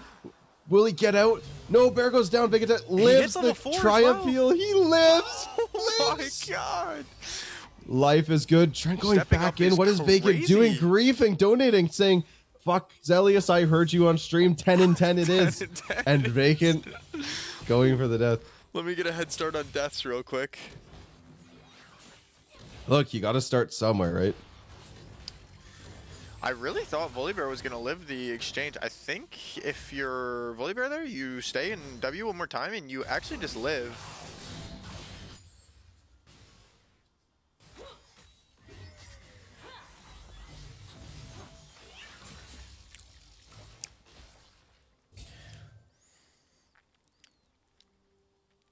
I think a trap a lot of Tristana players fall into is that because you actively push the wave, they have this tendency to like just huge push every single wave. But one of the best things you can do is just try to leverage that slow push. And yeah, eventually you will push it in.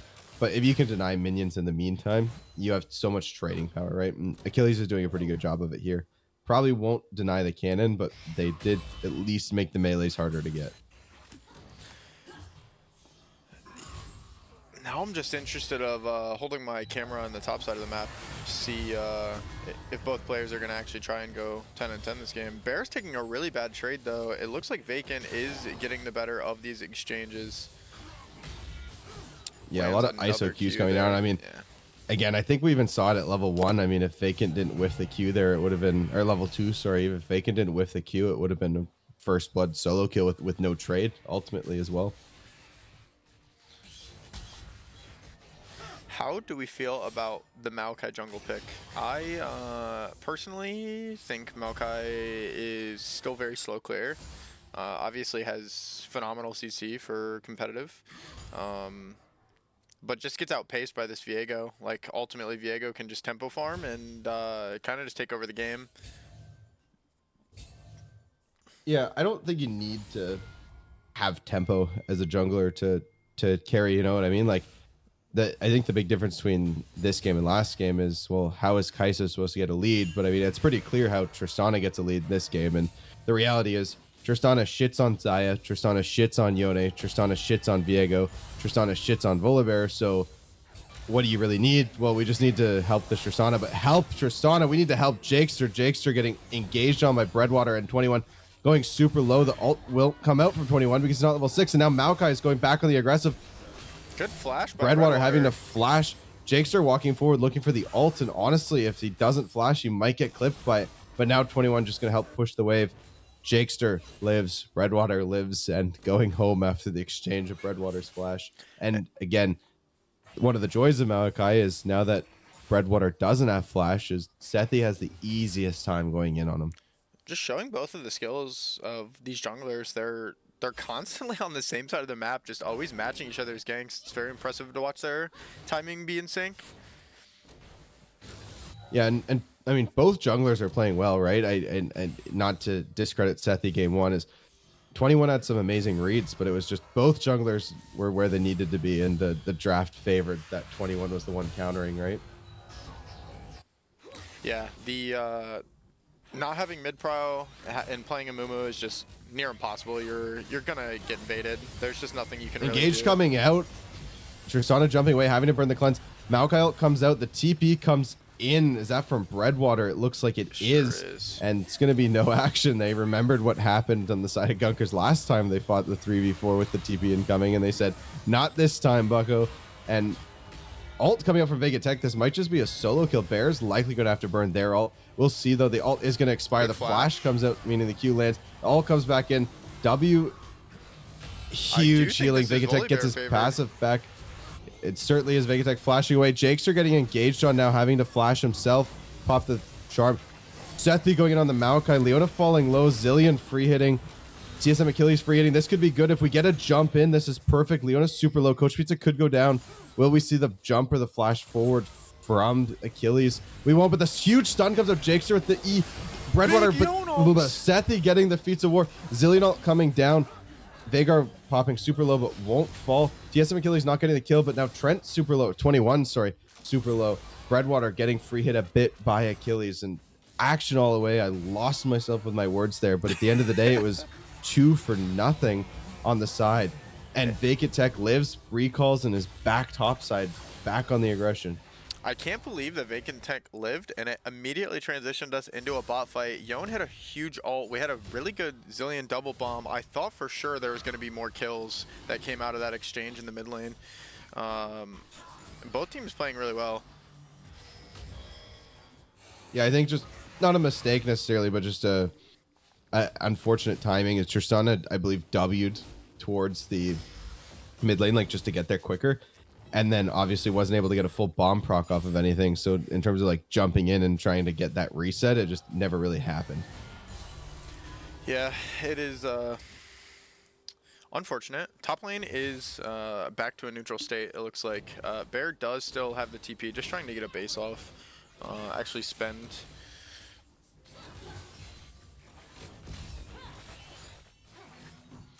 How are you feeling about the bot lane still? It looks like Xayah has survived through the bully phase without any deaths. You know, yeah, now, I think now our gold's pretty even down there. So speaking of, Jakester getting engaged on again, but a nicely timed E, and now it's Breadwater losing half of his health. That so is a well played. But again, trade. I mean, 30 CS up as this Yone is a scary world to be in. I could see if Jakester hits another Q, it's a QR and a death. So Breadwater's got to play this very carefully if he's going to ego it. And I mean, I think speaking to Xayah surviving the bully phase, I mean, when you have a Leona and you know, Gunkers have Zillion, it kind of eradicates a lot of that bullying, right? There's Zillion's just one of those champions. Like, again, I mean, he has a groovy skin for a reason, right? Zillion's a chill guy, just doing his thing. Getting engaged on, though, by Coach Pizza. It looks like 21 is walking down, but now it's going to be the engage on to Coach Pizza. The ult comes down from Leona and gets stunned up, but Achilles able to jump out. Now it's Zaya that's rooted out. The ult coming down. They will just back out of this. It's a kill for Achilles. It's a 1 for nothing. Redwater coming down, but they're saying, hey, this is okay. And again, the joy through all of this is even if it gets close, Tiny Shoes does have that Zillion ult, which again is why, yeah, they did kind of sack the potential of having this super strong Tristana lane, but who's complaining about a Zillion ult? Nobody. The enemy team. I was about to say, I know I'm complaining when there's a Zillion on the enemy team.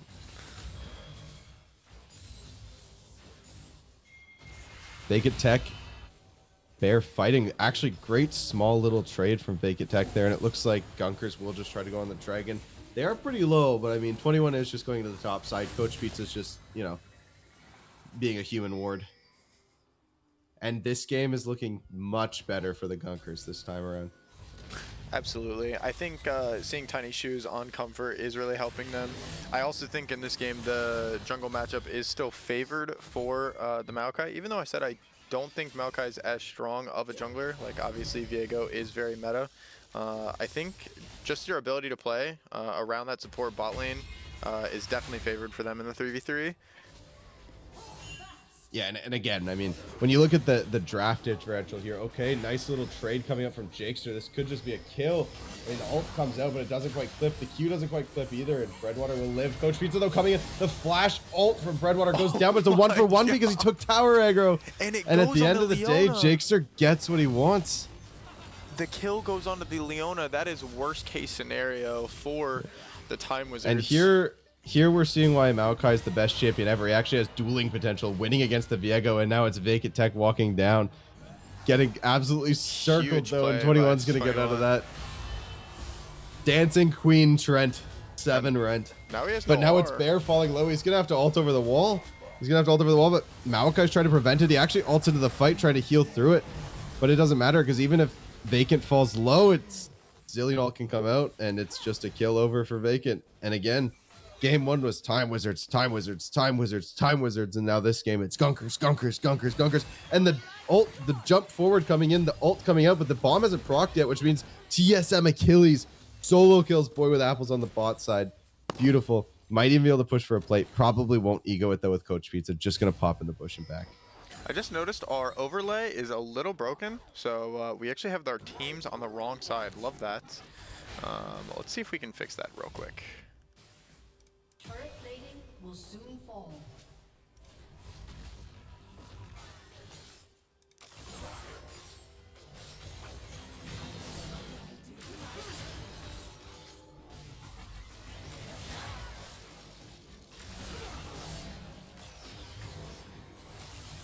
There we go. It should be fixed now.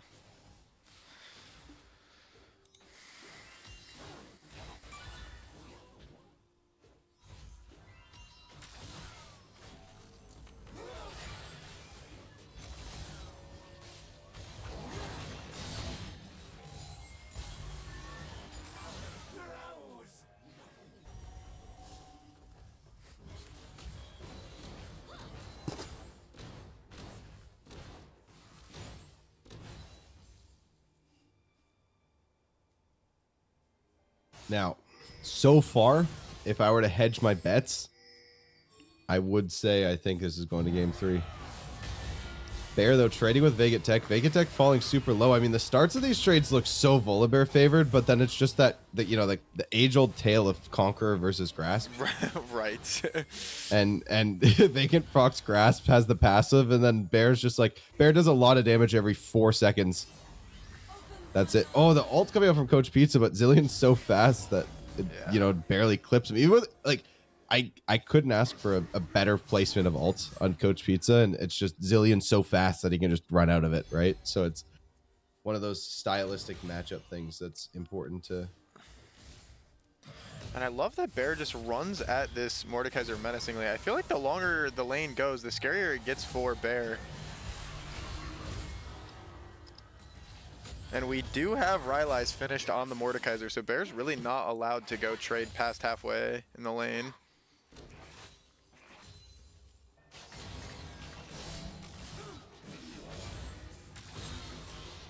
Nice little like E coming out from Jake's. Maybe too little, too late. He's gonna go down, but the flash comes out, and now it's Breadwater that's got to watch out. Jake's actually walking forward, almost full ego. Sethi flashing, or sorry, 21 flashing forward, forcing Sethi to flash out. Crazy plays again, though. Both of these junglers, I mean, They're just matching. all of their each other. interactions are together. All of their interactions are together. But what's beautiful about it is none of this is on vision. This is all just, you know, cold hard pathing. Yeah, both of these players are very familiar with playing against one another. 21 and Sethi have been going at it for quite some time now, maybe 4 years or so. True. Yeah, they have a history of warring, don't they? A very long history. I included myself and have been gapped by both of them many a times. To be fair, I took a commercial championship from Sethi in my first season, and ever since then, he has surpassed me in every facet of the game. Yeah. Yeah, it's almost like hold on. How do I word this in a stream friendly way? Would your players experience developmental delays? All right, all right. That's Anyways, red team getting the Rift Herald and blue team We're trading back. just to the trading dragon. early objectives here. It's all good. It's all good. Good pickup by 21, given they're behind. 21 walking into Sethi's top side, though, knowing that, again, Maokai clears his shit.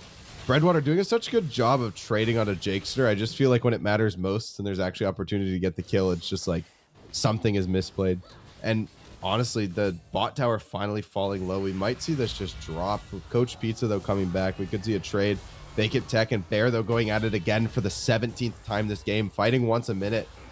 Again, every 4 seconds, Bear does so much, but then the 4 seconds between, it's all vacant, vacant, vacant. And Bear Vacant going is just super playing low. his range very well. Yeah, trying to proc the passive. It looks like Bear might actually get out of this. The passive procs 21 coming up for the counter gank now. Looks like he will just kill.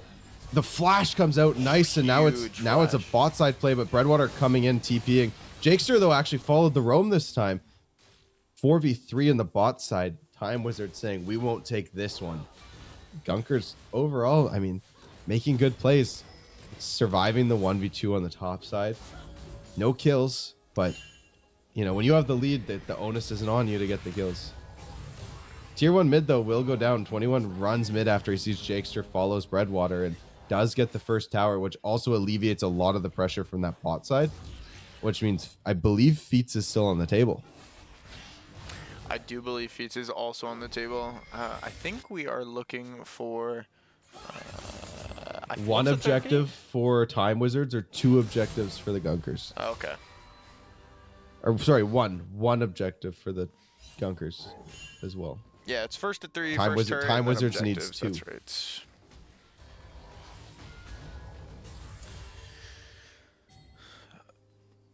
I don't know why I was under the impression that through the mid game, the matchup is very Volibear favored, because it looks like these fights are no problem for the Mordekaiser, especially with the way that Vacant is playing the range. Yeah, Kind of playing Mordekaiser Q as a range champion is pretty interesting to watch. I think if the Volibear just strictly plays for those super short trades, tries to play in minions to not give the ISO Qs, etc., I think it can look better for Volibear. But at the same time, Vacant is playing this beautifully, and the follow-up to it is the Rylai's is really helpful in terms of, you know, not letting Bear just do what Bear wants. Bear And is really just creative E running. usage as well. Q missed from Vacant, though. It's a bit unfortunate. We It's going are, down, we though. are. I mean, the ult comes down. Yeah, this could be good. The Q lands. Bear will die off of this, but tons of healing from the W.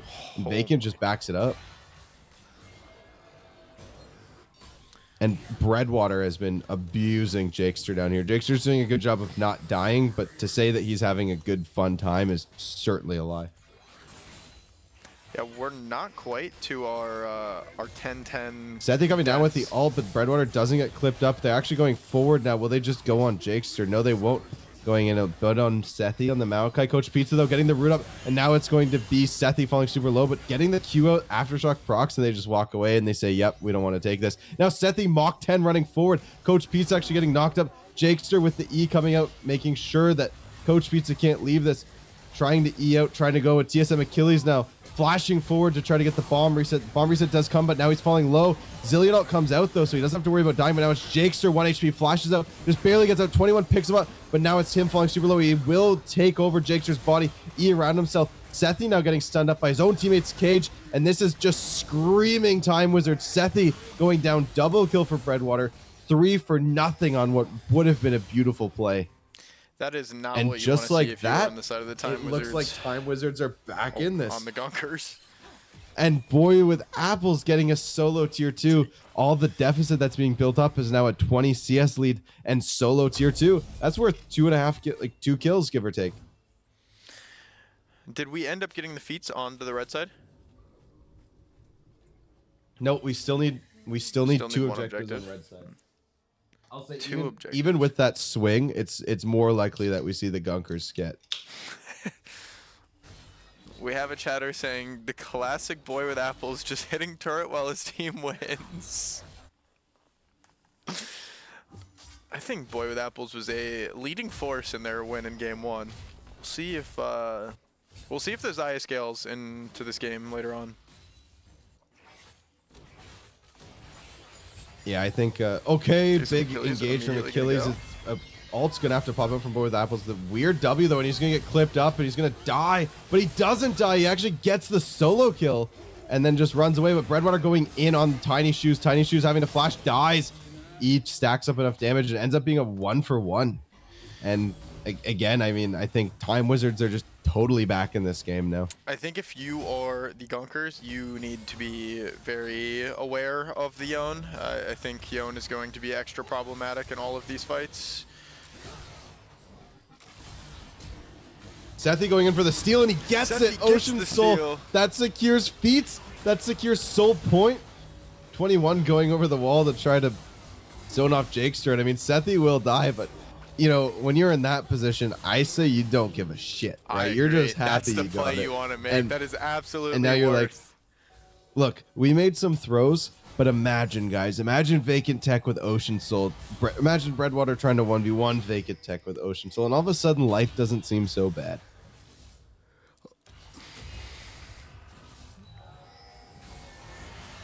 I mean, I'll take a Zillion able to spam Qs all day while my Mordekaiser has full max speed, and it does look like Exactly. Speaking of Zillion, Tiny Shoes Zillion's is coming on the up. top side of the map. Bear getting slowed. Bear getting stunned up. He ults at just the perfect time, but the slow is insane. The Q comes down. Bear falling low. Zillion Shureliusing them out, saying, "Hey, look, I know Coach Pizza and gang are on the way. Let's get out while we can." It does look like 21 is hovering. They should see him on the Tri-Brush Vision.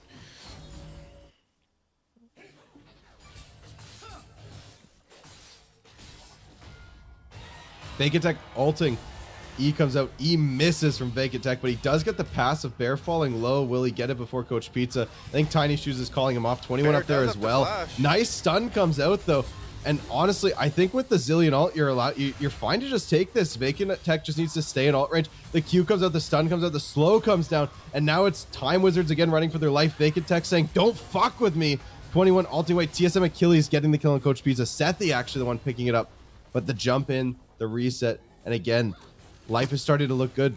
Gunkers going to turn onto this Atacon here, and boy with apples doing his Zaya special of shoving out mid. Good job. Now he's going to walk up to the play, but I mean, I don't know if they have the luxury to do that. Breadwater's bot side with no TP. Jakester has the TP. I mean, Atacon's already gone. There's not even a point hypothesizing. Well played by the Gunkers. Trying to say, look, we might have had a few throws in this mid game, but this game is still in our hands. I think it's been interesting because you said that in our draft game 2, we should play for Achilles, and it looks like Gunkers is just forcing it to work by playing with their top side. The Zillion is actually getting so much value playing with a Mordekaiser. They actually 2v3'd the entire fight. Yeah, I think there's this is why League is all about creativity, right? League is a game of nuance.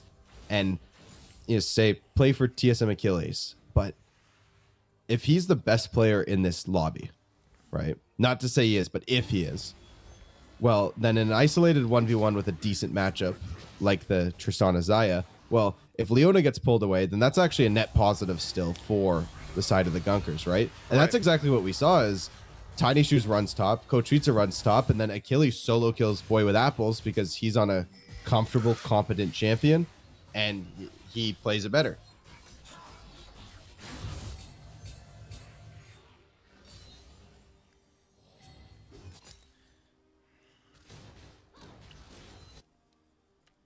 Redwater could be going on Jakester. I mean, gets picked up by the ward, but Jakester's already walking pretty far Misses up. the R. The ult comes down from Redwater, but it misses. Yeah, and directed camera didn't even care to look at it, so that's how I know it's not relevant. Yeah, And I just watched the. I was assuming it wasn't the flash.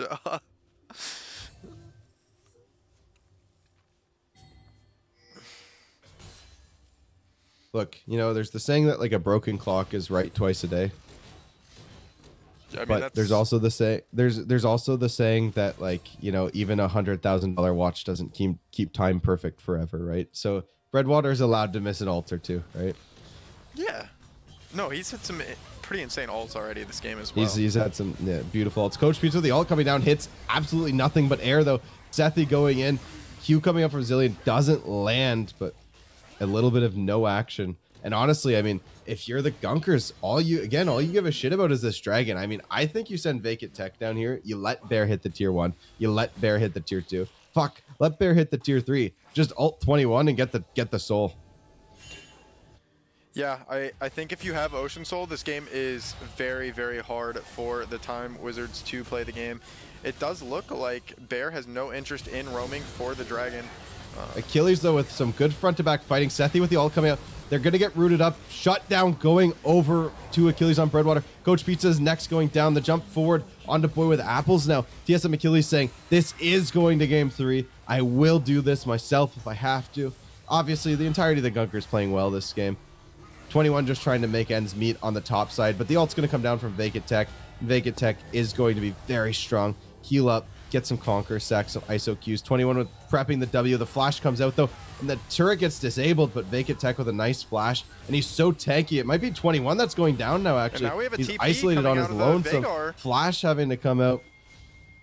And I mean, Soul went to Gunkers. Tiny Shoes just soloing the Saya.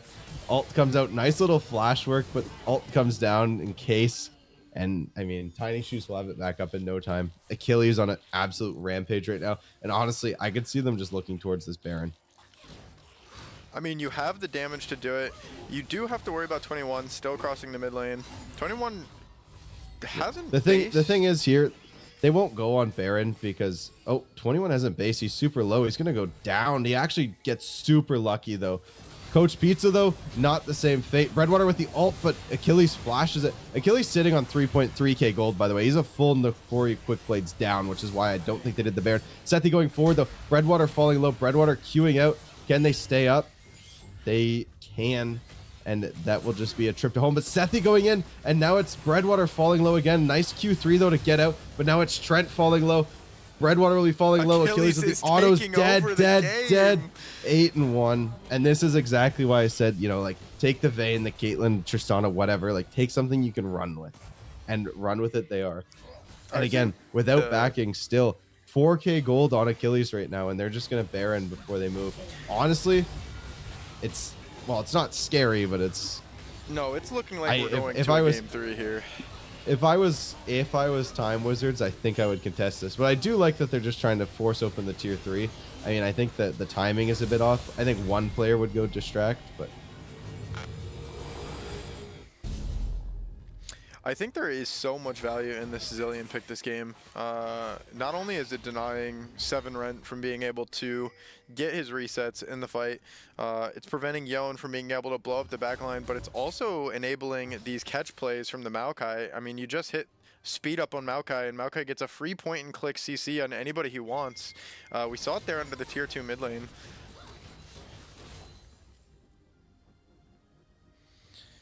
It looks like Coach Pizza might be a bit out of position here.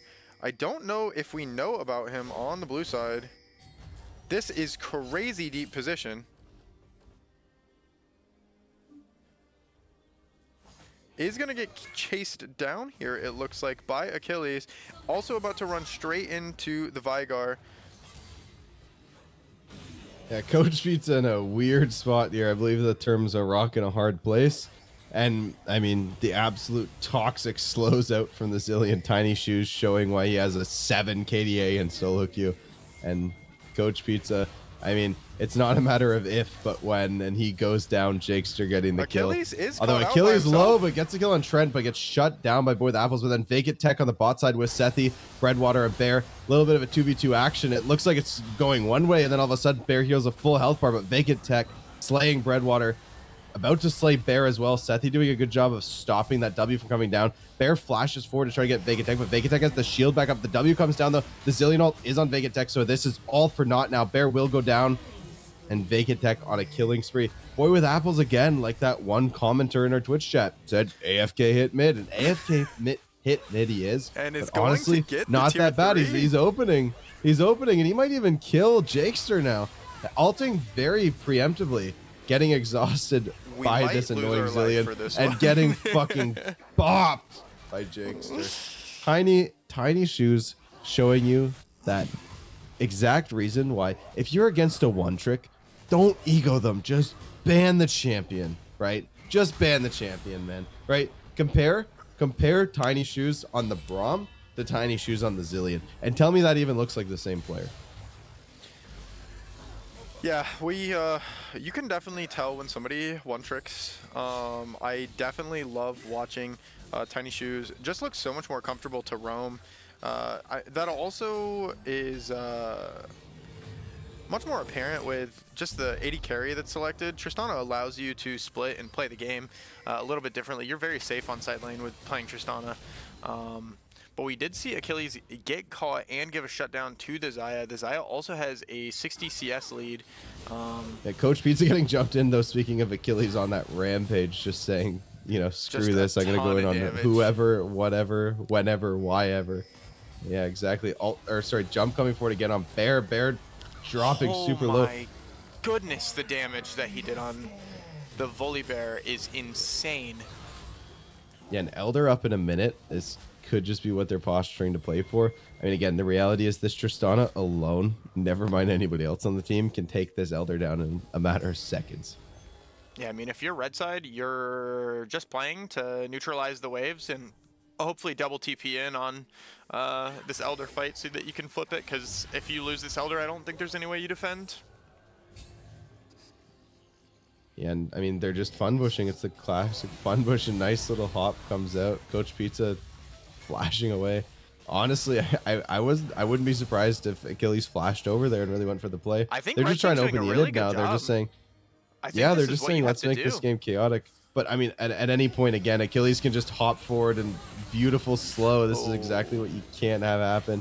I mean, they'll get the inhib, but at what cost? And I think that what cost is a 5-man ace. I mean, it looks like they're just trying to go for the... This would be crazy if they managed to do this. I don't think they will, but imagine. They're just trying to hit the Nexus. They're just trying to go for everything, but Achilles is just going to pop them all. Yeah, it was a good effort. It was a good look. It was a good fuck it, wee ball. And man, did it look sexy. But at the end of the day, that appears to be a counter end. I mean, Jakester TPing in bot where they have a wave. I'm going to start whacking on the tower here. They actually don't have a wave. They will probably just get Elder. I think death timers are still a little too low to end. Maybe. We'll see. Honestly, we'll see what they opt for. I like it. I like the ego check by the Time Wizards there. I think you're asking, hey, do you guys want to just go turn and do this Elder? Or are you smart enough to know that we do have the power to end if you do not check us mid lane? Now, I like what they went for. I just think, again, if you're going to review this, you're going to be critical of it. You got to ask yourself the question of, right, how important really is Coach Pizza or, I don't know, maybe even Boy with Apples at this? How important are they actually at hitting the Nexus turrets, right? Is it better if they just buy time, if they stop the backs, they stop the TPs, they stop people running towards the turret with the minions they had? And I think there's a world where they actually got the clutch down 20 kills 2-0. And I mean, Sethi egoing a little bit, knowing he has Elder and nobody's going to 1v1 him. He's fine to do as is. But yeah, I for sure we're forcing game 3.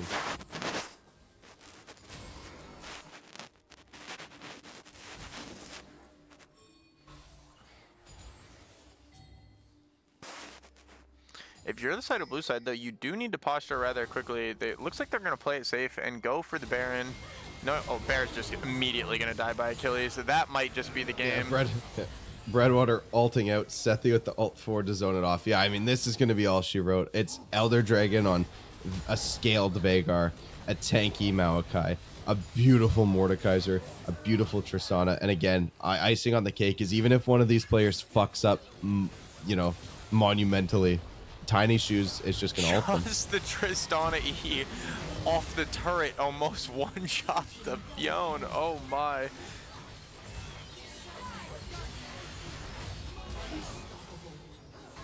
That is a huge rally out of the Gunkers in game 2.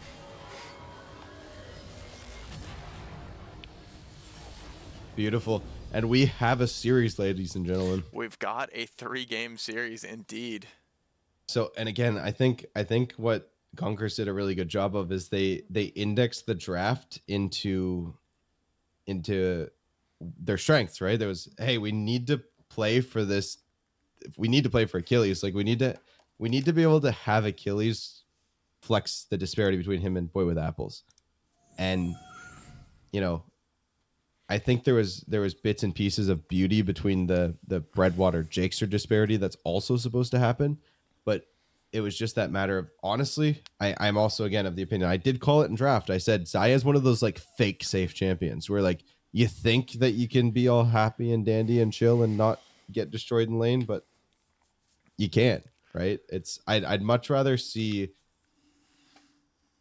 them result to something else, right? I mean, obviously they have to, it's fearless, but pull out a Caitlyn where you have like a super long auto range and you can just, you know, play safe in a traditional sense. Or if you want to play one of your top lane champions, like even that I think is, you know, make it confusing, make it awkward, and then just make yourself reliable.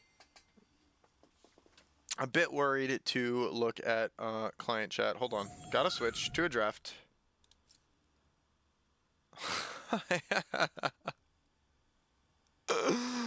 All right, that's a fair one.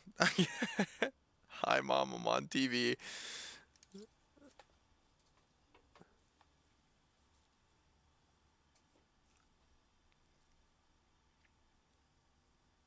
Now, I will say, though, both games so far, both ADCs have had pop-off performances, right? Boy with Apples leading the damage charts game 1, and TSM Achilles leading the damage charts game 2. Now, I will say the small difference between that is Boy with Apples led game 1 with a 20k damage on the chart, and TSM Achilles is leading game 2's finish with 50k. But, you know, at the end of the day, we're down to a best of 1, right? Some of the champions are off the board. I think things to really keep in mind are Vacant Tech and Tiny Shoes best champions are no longer available to them, right? That's something that you can't discredit. Yeah, I think you're a bit concerned that you also no longer have your one trick on the side of the Gunkers. The Zillion really did look like a world of difference comparatively to the Braum, just all over the map roaming. And like you said, having that presence of just having an R button to save your teammates if any bad positioning or any unfortunate misnumbered fights that you didn't account for go in. You just keep your AD carry alive. You keep that top laner alive. I loved the Tristana, and the Tristana obviously did a ton of damage. But in my opinion, I think that the player of the game has to go to our resident Tiny Feet. Can I tell you something, Zax? Yeah. Achilles has an 85% win rate on Vayne and solo queue. That is terrifying. Has Vayne been banned in our past few drafts? So that's the thing. No, she is not. Okay. And I would love to just see some good old. I don't know how long you've been playing League, but I would just, you know, take me back to some good old fashioned Hi, I'm Gosu season 4 Vayne spotting. You know, let Achilles split push top, get him a Lulu, get him an Ivern jungle. Like, let's get fucking 50,000 health worth of shields and attack speed steroids on that man, and just get him on the Vayne. You know, like give the fans what they want.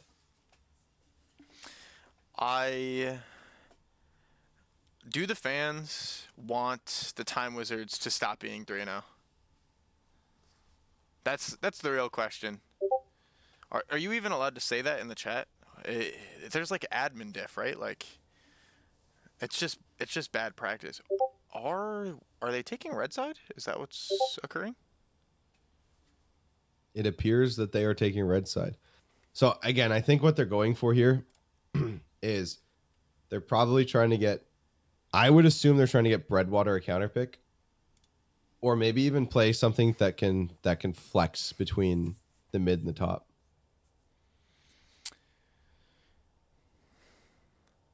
I just feel like if you won so definitively on blue side game 1, why would you not take blue again? This is why you're the Masters players, Elias. I think of the league in a very black and white version, and you see like the full RGB color spectrum.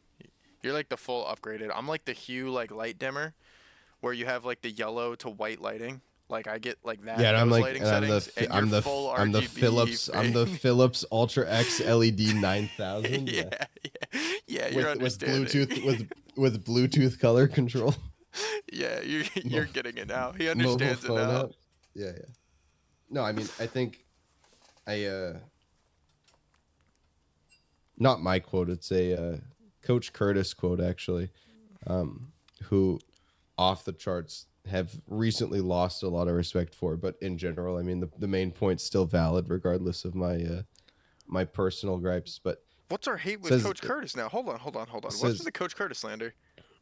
I'll tell you after. But anyways, Okay. here's the saying: it's like league is a game of nuance, and it's such like a forehead statement. Like, of course, it's a game of nuance, but especially I'd say like honestly, even up to challenger, like it's something that transcends general skill. But it's the sooner you can have an appreciation for the fact that you are one player, like one human being who has independent thoughts, and you're in a game with 9 other human beings who have their independent thoughts, the quicker you can just like appreciate what that is, the more fun you can have with league. 2, the more likely you can win and carry and come back from games, and just like appreciate the joy of playing, right? And we saw it in this series, right? League is a game of nuance, right? And it's, well, you give an Emerald 4 player an insanely good bot matchup, and yeah, he can't dick down at 2 Masters players, right? Or like a Masters and a High Diamond player. You put the Masters player in one of their most comfortable elements, and you put the Emerald 4 ADC on a rough matchup, and yeah, of course he's going to get solo killed, right? That's like that's the nuance. Because even if you ignore rank, those things could still happen if it was 2 Masters players. Those things could happen if it was 2 pro players, right? And I mean, like, going to the actual LCS, look at FlyQuest and TL, right? That finals where FlyQuest won by a minion hitting the Nexus.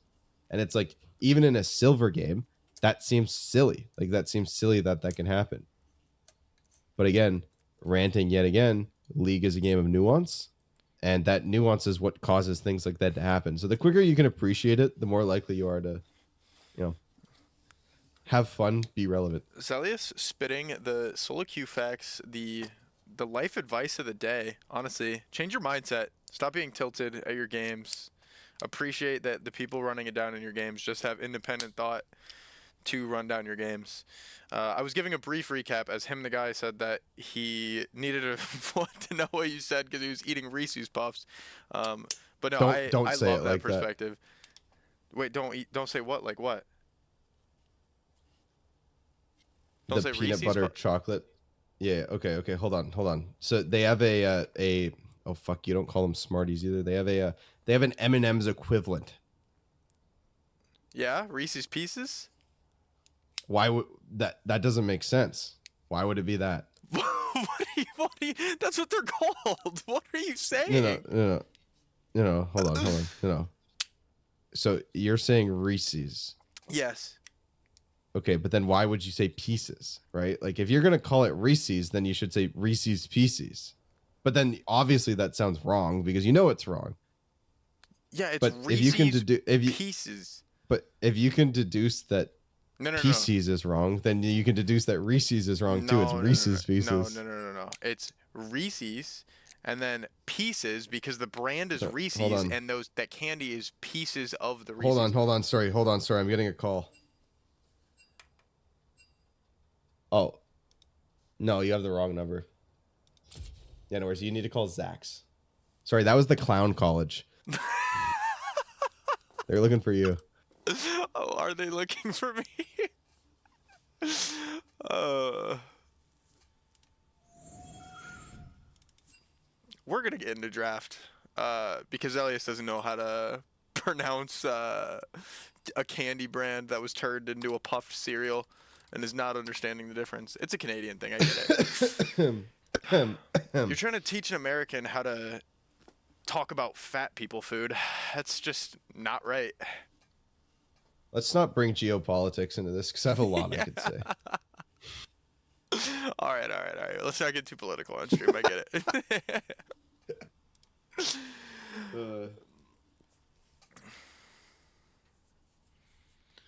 Reese's.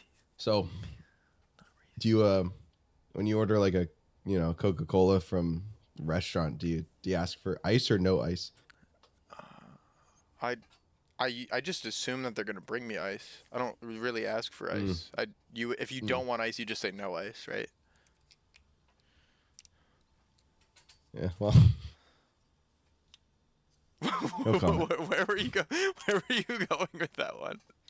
No comment.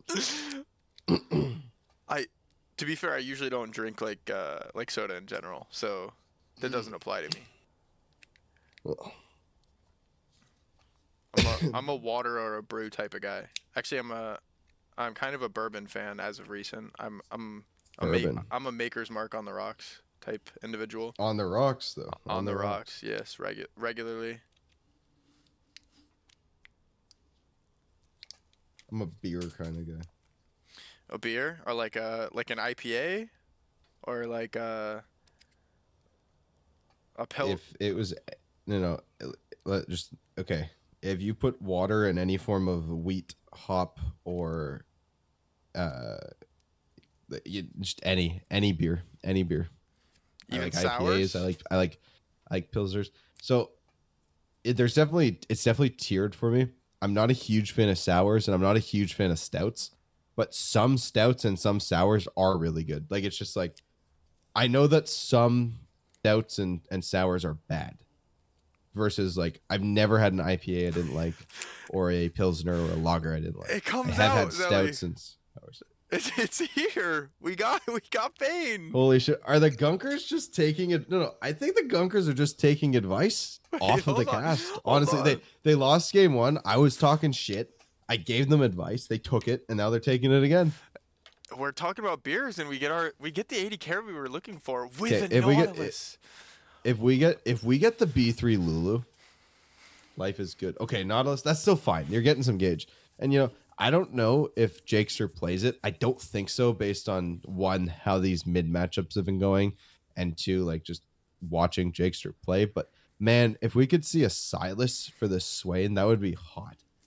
We have been over this since game one. Silas is banned for this series. Disabled this Right. week. Fuck, dude. It's so good. Silas has been so good in like almost every game. I think that's Okay, why everyone's no. okay drafting with leaving it open. So, Time Wizard's locking the Yasuo. I think this is Breadwater egoing a little bit, knowing how uncomfortable Jakester was against the Yone and saying like, "Hey, I think I can deal with this." Now, I'll share this just for fun. It obviously doesn't apply here due to fearless rules, but one of my personal favorite answers into Yasuo mid is Renekton. I actually, if you go look at my OPGG over the past 3 years, I have a 89% win rate on Renekton, and it's across something like 50 or 60 games. But I exclusively use it as AD melee mid counter pick.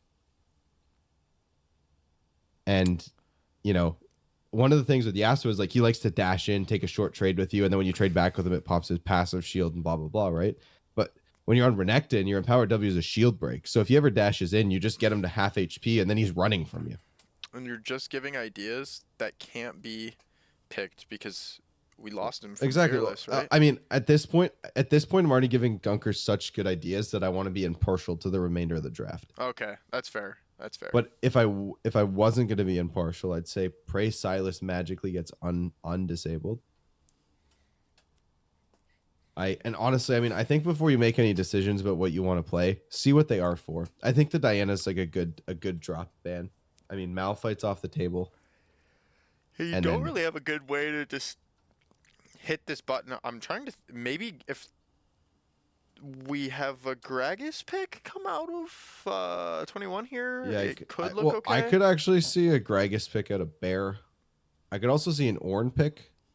Not completely unheard of here. We also haven't seen and we see the Gragas pick. I'm not sure if that's Bear or if it's Seven Ren.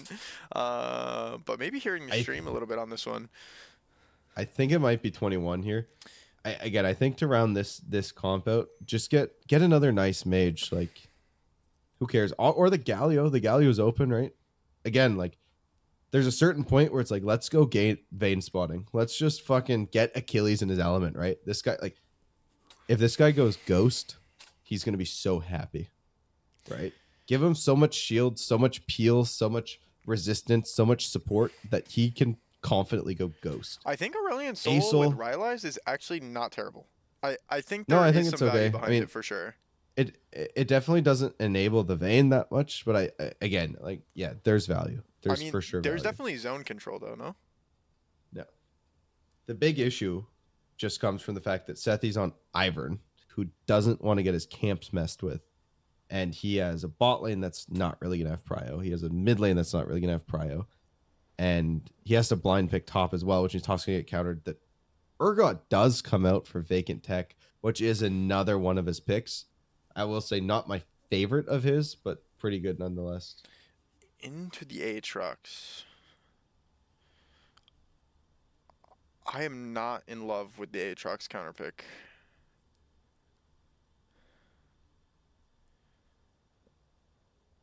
And we're gonna lock it in. All right. Yeah, I feel like if you like, how much threat is there really to Vayne to just hit the go button on Vayne? Obviously, center range is kind of annoying to deal with the later the game scales. Swain, not a very good champion into Vayne. Gragas is only scary when you have flash. I don't really love Aatrox. I feel like Aatrox is very easy to kite as Vayne, and Yasuo Windwall gets very little value in this game as well.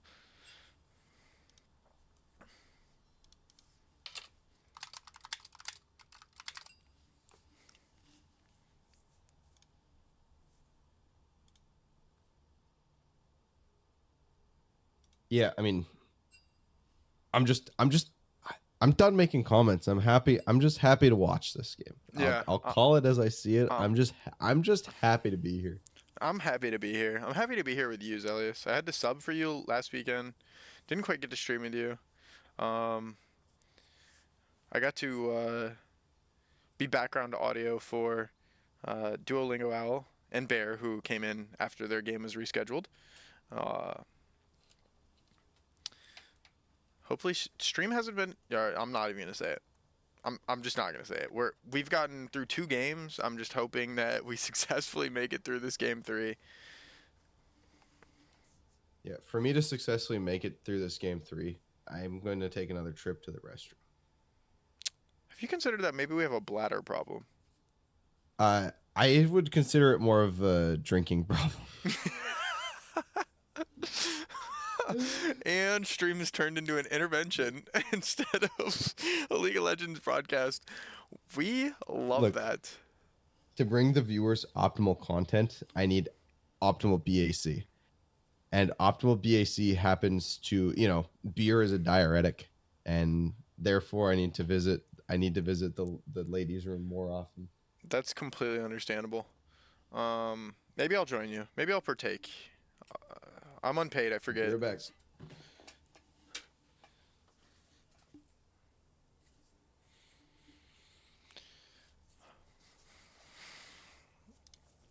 we can go ahead and get our predictions while I have the draft on screen. Let me go ahead and start a predictions for us. It's going to be blue side, so Gunkers or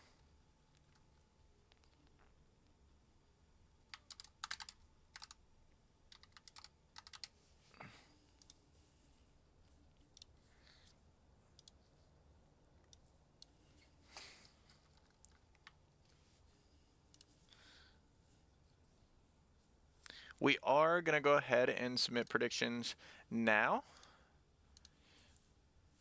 And we will have about 5 minutes to go ahead and gamba on this game.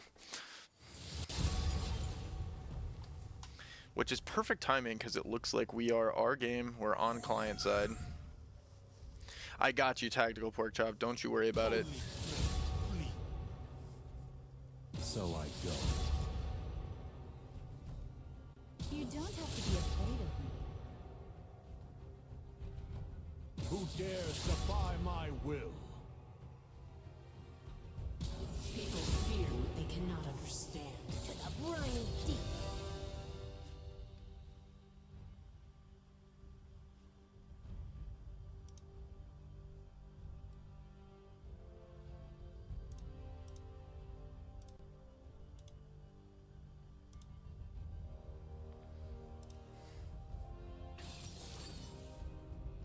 All right, we are in draft. Urgot versus Aatrox. What a fun lane, by the way. I feel like it's been in and out ever since season 9. Like it's been a fun little matchup there. You don't see it often, but it's pretty good. Ivern and Gragas, for sure, we got to be in the bottom 6 of least played junglers. But I think that makes it all the more fun. Yeah, I do love to watch Sethi play the Ivern champion, especially knowing that we have a hyper carry, 80 carry this game. Now, I will say, whoever did the channel points gambling, I feel like it's a little deceitful. I just want to make it important to note. Time Wizards is on the right side, and Gunkers is on the left side. Oh. Never pick a fight you can't win. So, in the way that it works currently, 1 is Time Wizards, 2 is Gunkers, but it's the opposite side Even if How do we for switch it? the actual draft. We have to change You it. can't. Oh, You okay, can't. perfect. Yeah. So just note, guys, when you're voting. Wait, I can delete it. No. But people have already voted. People have already submitted their coins. Don't mess with the opportunity. Just leave Okay. it. All right, We leave gave it. the precursor. Nobody's mentioned anything about misvoting. So we'll leave them to it. Also, they can read the blue team's usernames, and if they don't know who's on what team, that's their problem. No, that's on me. I griefed. I also trust the Vayne. I think this draft is super reliant on Achilles to just like 1v9 the game. So we're about I to agree. see how good But- you stated. If it goes long enough, though, I mean, Jakester will be Thanos. And one thing I like. Here's one thing though. I feel bad constantly putting Jakester and Breadwater under the analyst lens. It's just because I'm a mid laner, so it's like they're gonna get it the hardest when I watch the gameplay, right? Because it's like that's my sweet spot, that's my bread and butter. Right. But one thing that absolutely pivotal for Jakester to do here is his build is important, right? And game 1, I wasn't happy with the Rod of Ages and the Merc Treads when like you need to be this AP carry threat, and it's like, yeah, you picked up a Shadow Flame 3rd, but like for what? It's already too little, too late. Now, with Aurelion Soul specifically, there's this common misconception that you need mana, but you don't. Mana's a bait, right? I want to see this guy go Rylai's into Leandri's. Right? You just want to peel for Achilles. You want to create that zone control, that wall, and you just want to whittle down the people that Vayne might struggle with, which I mean is nobody really.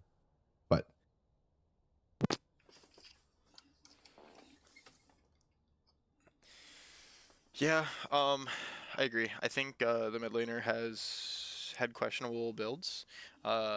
Just in game one, I think the game two build was fine. Um, I am a bit concerned with. Oh, we have to make sure that our Time Wizards overlay is on the right side so that we're not extra confusing people here.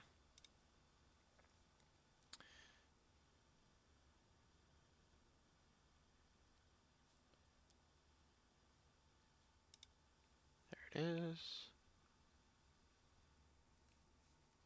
Perfect.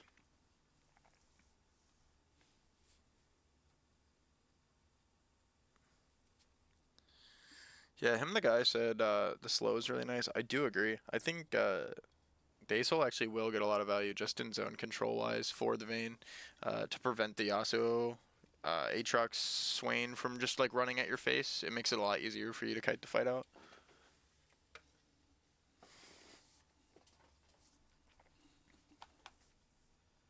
I'm excited to see how the Urgot Aatrox goes.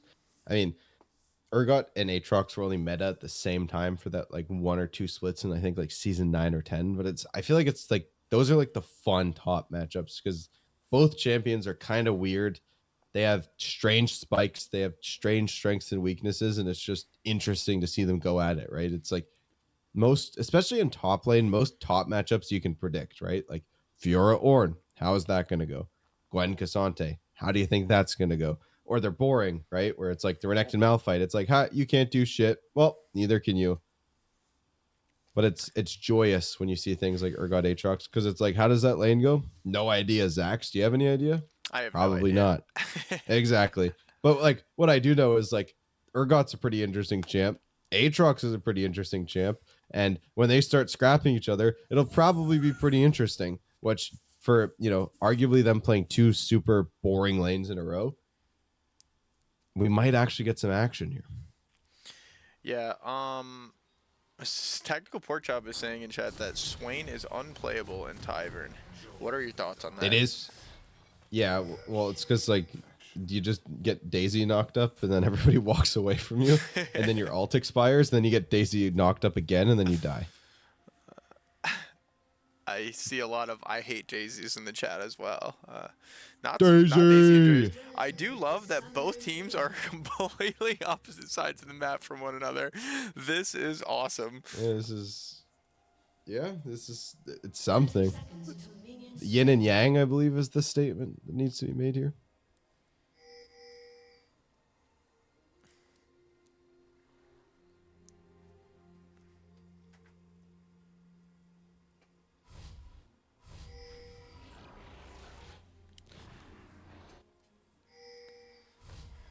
Can't call this a very standard 5-point, but very interesting level 1 for sure. Both teams walking opposite sides of the map. Now, all things considered, I will say, I think that it's actually favored towards Gunkers because Gunkers got that bot bush ward, which is like really, especially in a double range, it's super helpful. Very true. Right? Versus top lane, they just walked there and then walked away. Now, again, I feel like both teams took bits and pieces of my advice because, like I said, for Boy with Apples, it's like fuck picking an ADC, like just do something weird, like especially with like you're leading against a Masters player. It's like, well, he's Masters for a reason, right?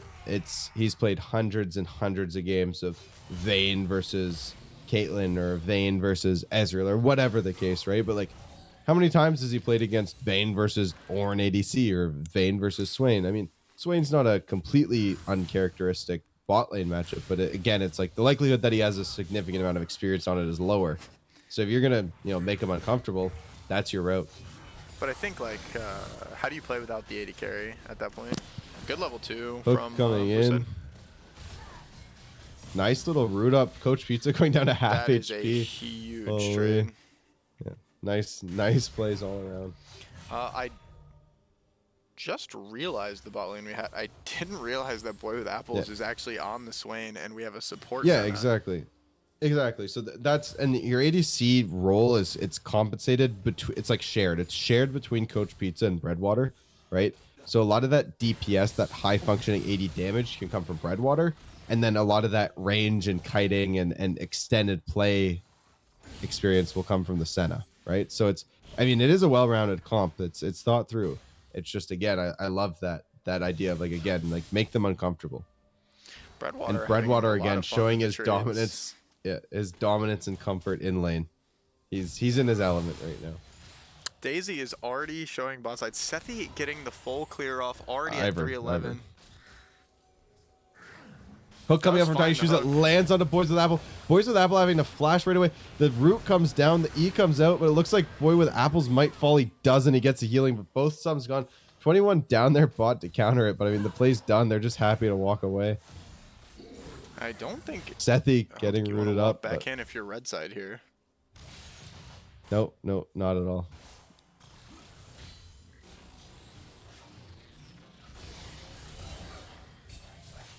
No, feedback for Breadwater is Jakester is Yasuo loves a long lane. And so the last thing you want to do is let him crash out a wave or you know, push a wave back into him. Sethi getting traded on here. Coach Pizza walking up. Breadwater walking down. 21 kind of pinching. He's low on mana, but I mean, I think for sure the crab goes down. Jakester falling pretty low. Breadwater getting aggressive trades in. And on top lane, we're just seeing stuff and things. Stuff and Kind of things. like the first two games. Stuff and things. Stuff and things. Maybe it's not as exciting as I thought. Well, when you're in a 1-1 series, I think both players are scared to make any aggressive mistakes when you're in the solo isolated matchup. And I also think that both those champions are very capable of just bullying the matchup if they get a lead. I think a 1-kill lead in a wave crash can really put you at a disposition for the rest of the game and require a lot of jungle help. Breadwater just styling on the mid lane. Gonna go back in. Yeah, honestly, I think this is a bit risky. I mean, Sethi has shields for days, and I'm all for a good ego, but not sure how favorable this one is. Another engage Nice hook by on the Tiny Boys with Shoes. Apples. Vacant Tech, though, getting hit by the Swady, getting hit by the W. Stun goes on to Coach Pizza, but now, honestly, Achilles is a little low. I mean, he has the barrier, but he might not want to take the play, and he doesn't. Now it's Tiny Shoes that's kind of getting soloed on, but again, they both get out with little HP to spare. Tiny Shoes does have Biscuits and Pot. Get healthy again. Does look I like could Sethi see us is trying to find Bear in the top lane. Does really he hit land the it. Bear Q? might have to flash this. He does not hit the Q. Bear dodges it out. Briskly walks away.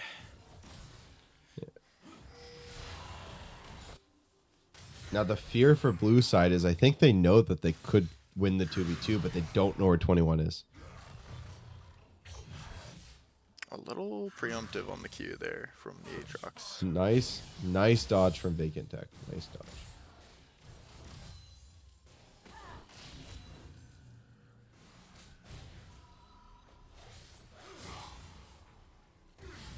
You get Breadwater getting his third CS lead of the series. 21 super interested on flashing with that Yasuo ult available.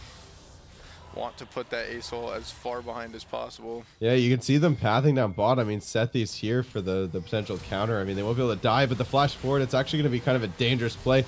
Achilles falling super low. The barrier's coming out. They're going forward, just trying to make the plays, and they will get the first blood, but now it's 21, like you said. I mean, the flash is going to come out. The flash actually comes out from Achilles. I feel it's a bit of a waste. He is going to go down. It's going to be a 2-for-1. Breadwater getting the kill, 21 getting the other, and it's a 2-for-1 overall.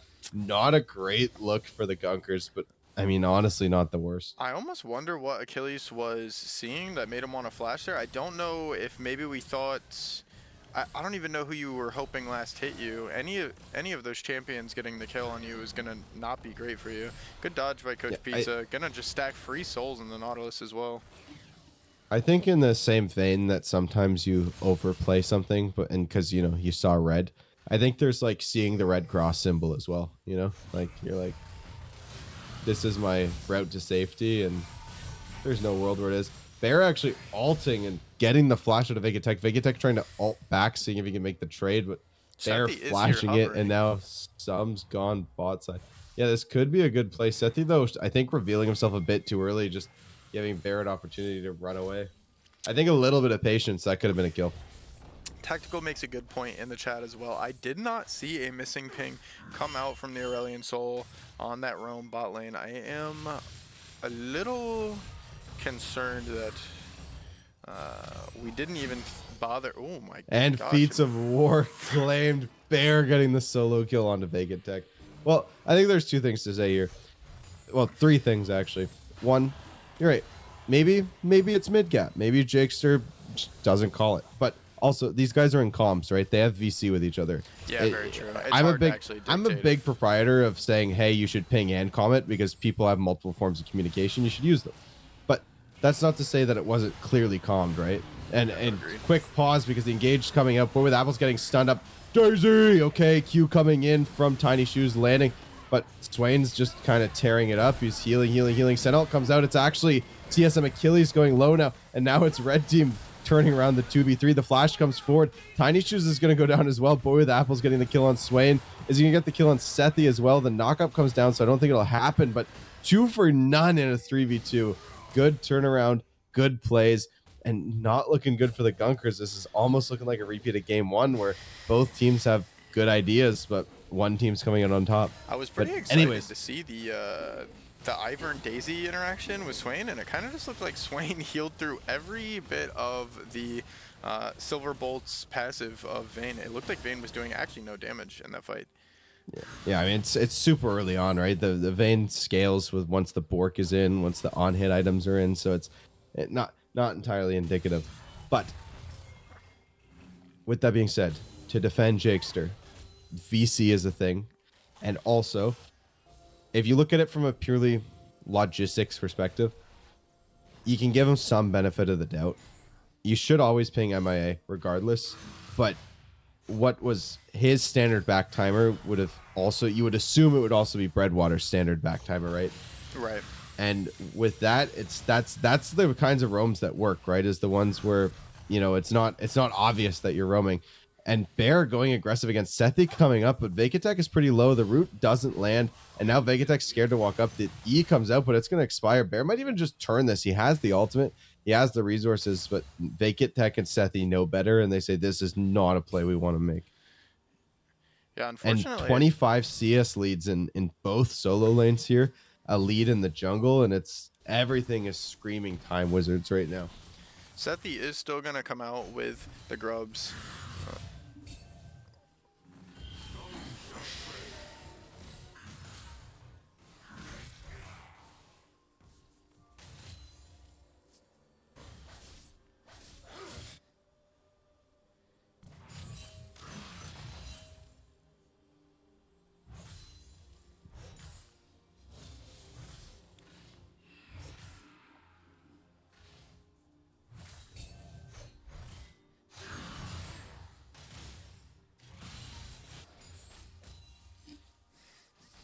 Should see both top laners just reset here. It looks like Bear is going to come up and find Vacant.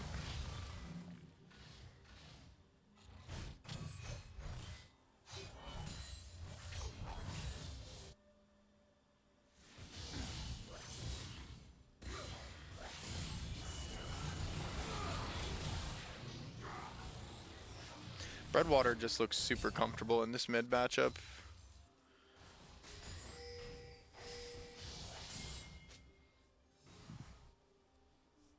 Yeah, I mean he's looked comfortable the whole series, I think, and I've been the victim of this side before. Even and again, it's some things transcend like rank barrier as well. But oh my gosh, Vacant Tech TPing into a 1v2. Will he go down? Can he outplay it? It's the question. I mean, Sethi's running up, and he's actually buying a lot of time. The flip comes out. The ult from Bear comes out. Super low, actually. Sethi's probably going to make it in time, but the Gragas ult comes out. Disengage comes out. Trades coming out. It's looking Bear again, though. The Q comes out. Breadwater, though, coming up.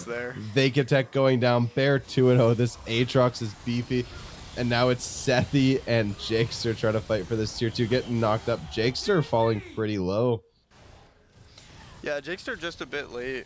Also, again, getting the shove and getting the early roams to make the impact in the fight. I did look like it was going to be Time Wizards favored anyways. Now again, though, I don't want to sleep on the value that some good old-fashioned vein spotting would have in this game. I mean, that's And very fair. Tactical Pork Chop in the chat mentioning it. Blackfire Torch on Aesol. We don't Seems like need a mana, crime. guys. We Yeah, don't. seems We like a- don't need mana. Surely at this point in the game, we just rush Rylai's and try and play for our life, right?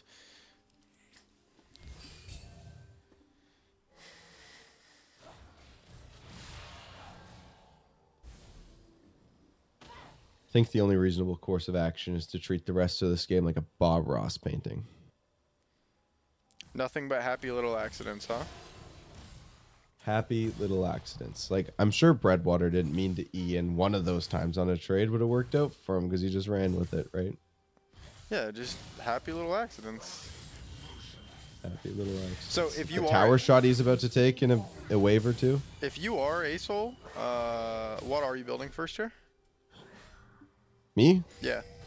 Well, I don't think I would have picked Aesol here, but giving Devil's Advocate, I think I just go Rylai's Okay. first item. That's what I'm thinking, but you know, I'm just a numb in the brain Udyr merchant, so what do I know? REWQE.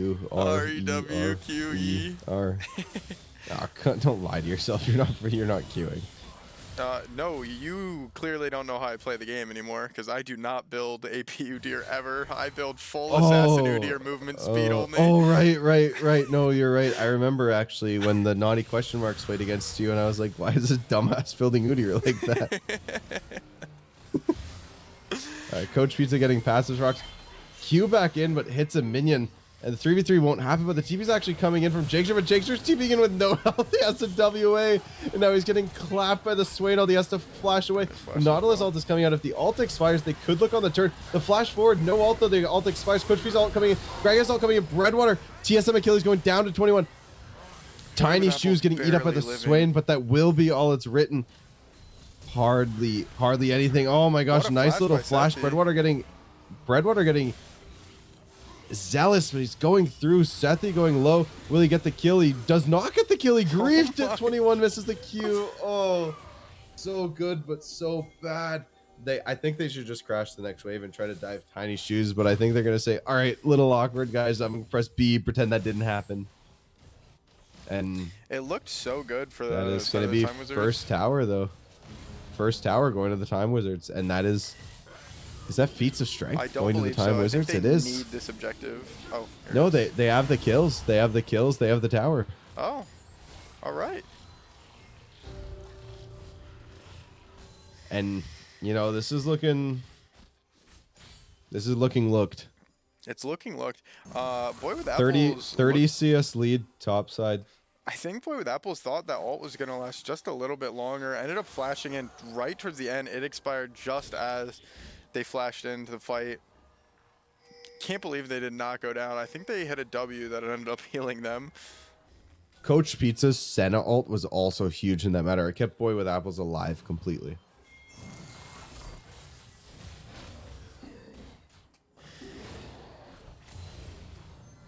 I see you have a teammate calling you out in chat, I saying did. to not forget that you're also a Nico merchant. Unfortunately, I like to forget about playing Nico in commercial finals, but yeah, that occurred, unfortunately. Well, the problem is I wasn't allowed to play Lily. Nice for the little entire season. engage onto Coach Pizza here. The ult comes out. Achilles going forward. Coach Pizza flashes, gets out, and then just infinite sustain. Achilles has to back up because we don't rock with the Swain and ultimate.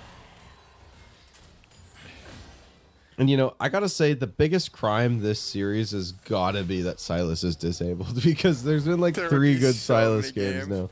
I mean, well, And fortunately, you know, it's fearless, I though, can't. right? I can't speak for Jakester, but I know Breadwater plays a mean Silas. I mean, to be fair, like. Oh my ooh, gosh, good 21 ult getting by the kill on 21. Sethi, ulting out of the Breadwater though, taking 9 million tower shots, getting clipped by the Aesol. He will go down, shut down, going over to the Aesol. This is good. I at least like the Sork Shoes. Aesol could be in a position to carry this if the game goes late enough. And again, for our boy Achilles here, we just need some good old-fashioned vein spotting. Let this guy AFK farm. Let him rage split a side lane. Get some objective bounties. I mean, at this stage of the game, Get a few surely random you want picks. that. You want the shutdown to go in your vein, though, no? If you have I mean, ideal world Aesol's here. Aesol's still good, right? For sure. Sure. Is the build perfect? Just No. playing But devil's at the end of the advocate, day, you know.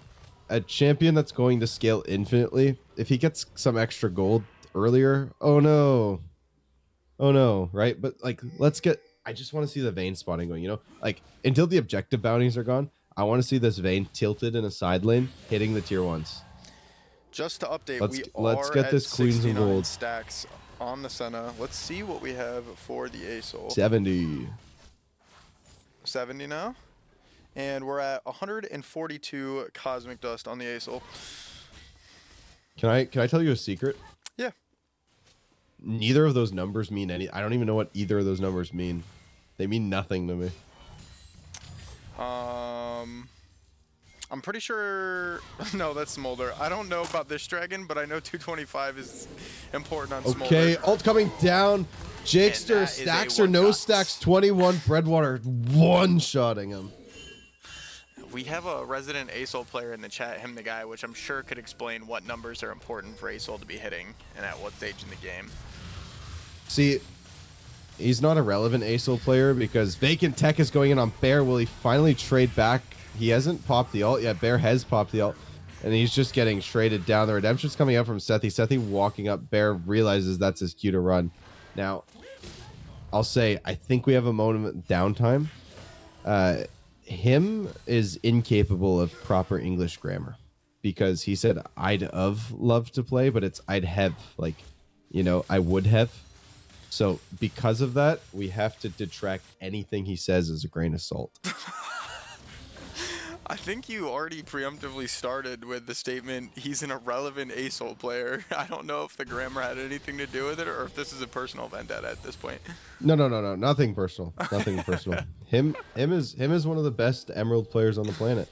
But with that being said, his grammar was bad, and also he lied to us. He lied.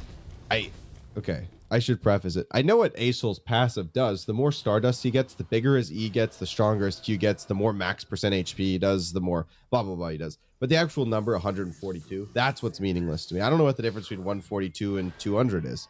Obviously stronger, but, you know, I'm not quite sure.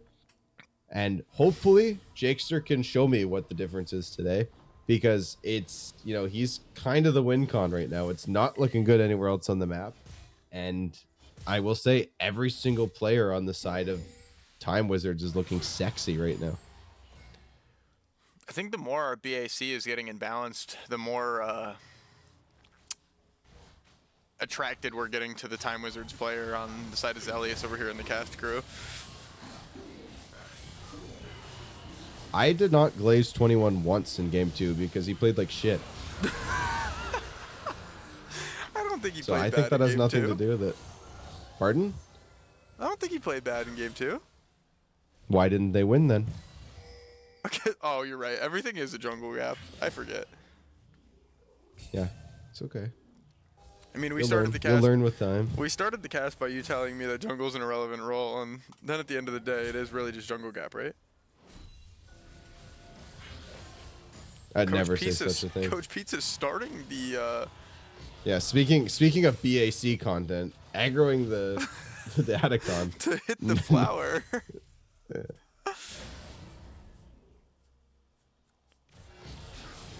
Now, one thing I love about Atacon is it's impossible to drop aggro from it. It will literally chase you down. Now, Senna stacks are really important, no? Like, at a certain point, like, you Yes, yeah, become yes. unmanageable. Yeah, once she hits 100 stacks, that's like the sweet point of like, fuck, like why is Senna in my game? And we're closing in. With that We're being already at said, though, 86. Because blue side is so short ranged, we're already there, right? It's hard to deal with this, especially it's hard to deal with their whole team.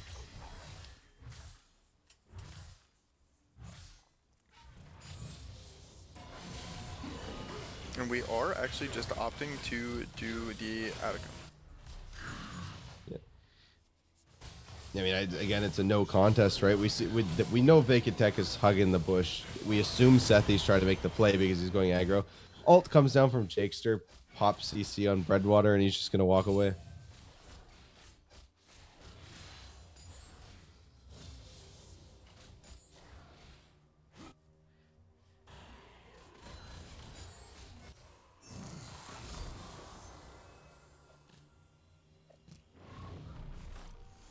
So, how do you think Gunkers come back from this?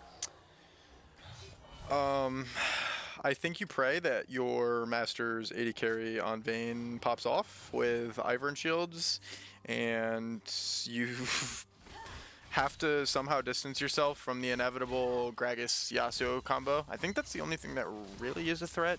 I think with Daisy, you can comfortably peel off the Aatrox and the Swain. But I think that Gragas and Yas pose a big threat to the Vayne still. I think there's not really much you can do if that combo hits. Yeah, fortunately, Achilles does have flash. Like, and again, I'd love to see some good old-fashioned Vayne spotting. Like, let's get an objective bounty on the Vayne. We have Bork, we have Ginsu's. Like, we're in a good spot overall.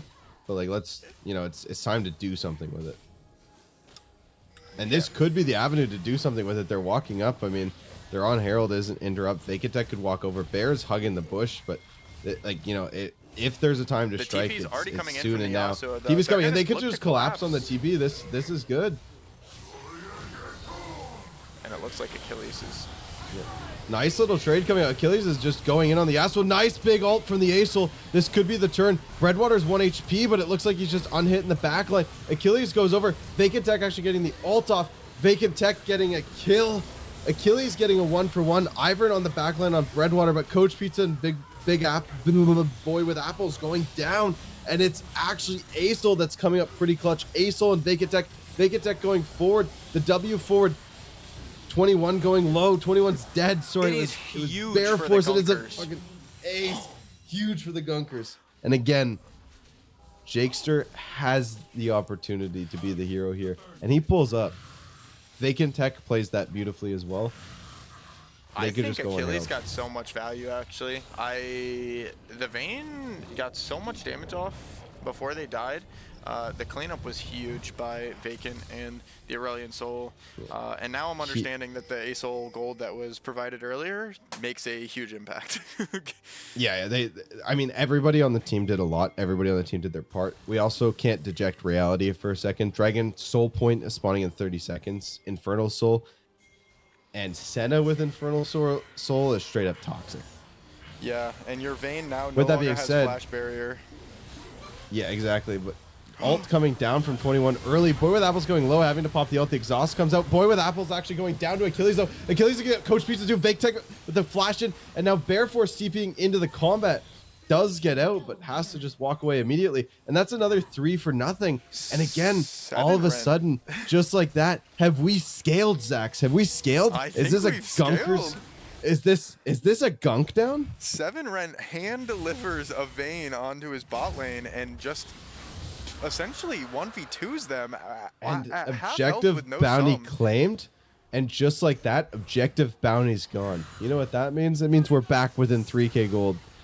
And the slow coming down, the set the Q coming down into the Acel ult, and Breadwater getting knocked up, and Jakester has slain Breadwater, and all that is a delivery system to Baron saying, hello, goodbye, one of your most relevant members is dead. We have 2 champions that nuke Baron, and your jungler's still coming out of base. See ya, buddy. And just like that, Gunkers here, ready to play. Blue team has slain Baron Nashor, and just like that, the series is dead even. Game 3 against the wire. We saw Time Wizards ahead so much, and then we saw Gunkers bring it back, and then Time Wizards again brought it back again twice in a huge lead. It honestly, after that one team fight, I thought it was looking grim for the Gunkers, but again, a little bit of Vayne spotting, farms up to 2 items, big Acel ult, big Urgot ult, beautiful team play all around, and it's dead even again. We still have the problem of Senna on the side of the Time Wizards that can pose a problem. And also, I think the Aatrox can be really problematic. If that Aatrox ever finds a good flank in one of these fights, it is going to be a nightmare scenario for the Aurelion Soul. Not so much the Vayne. The Vayne does have a lot of protection. I think Sethi is sitting on top of Vayne. Yeah. With the Terminus completed for Vayne, though, we're, you know, Very hard to kill. Acel Jakester has done his job. You know, it's like, it's fine if Jakester gets flanked now. Like, just press your R before you die, right? Absolutely. And again, I mean, with the Baron, it's just all about whittling down these towers now. I mean, how will Bear get a flank if he can't leave his lane, if he's getting chunked down, right? And Vacant Tech just nuking on these towers. I mean, it's 20 seconds before Bear could ever dream of it. Breadwater is pushing towards bot side. I mean, somebody is going to have to back for that. Bear's basing no TP though, so he will just have to come from base. Vacant Tech going back to enter Breadwater now. But again, this tier 3 is a little risky to push for.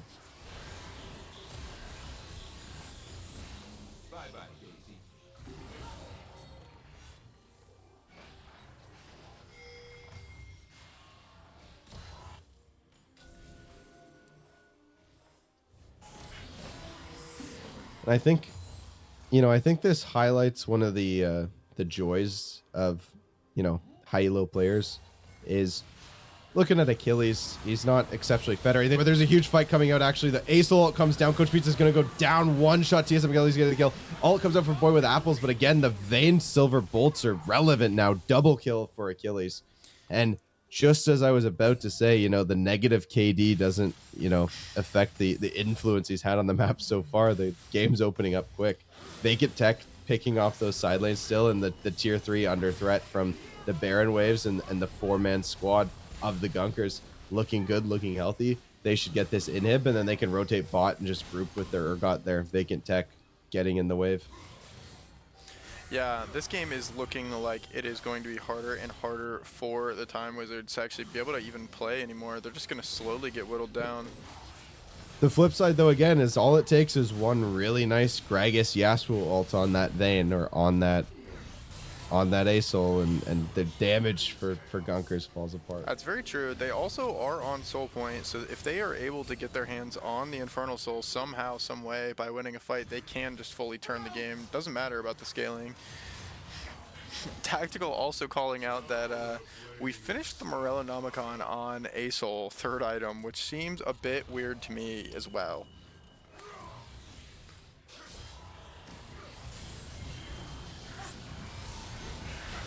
Looks like Bear's instantly going to get engaged on. We get another ult. Yeah, Vacant Tech getting the ult, and then just Achilles going forward, flashing forward, one-shotting Coach Pizza. 21 does get the E off, but again, between Sethi's shield, the barrier, etc., it's all for naught. The Zhonya's coming out to delay his death by a few seconds, but it's, again, irrelevant. Jakester on a rampage.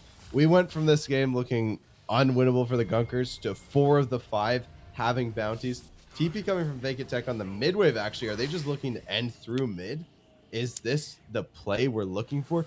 Baron is gone, but it's only Swain on the map for the next 15 seconds. It's certainly hard to look for, but I think they're just going to do it. Can Boy They're with saying, hey, Apples let's hold close this base? here and now.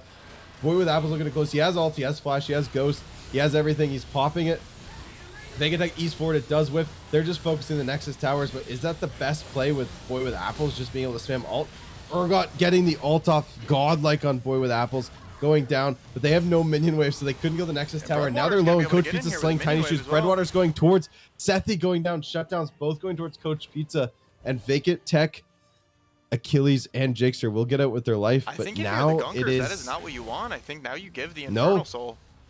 They have to leave, and it's Infernal Soul going over. And while they're in a good spot, they have good tempo for this Baron coming up, etc. It is Infernal Soul going over. And as we mentioned, on the Senna, on the Swain, on the Gragas, man, is that annoying. Yeah, this is a really big turn. It gives the Time Wizards another chance. A really good job stalling the game by Boy with Apples. Yet again, making impact in that role-swapped 80 carry role now that he's playing.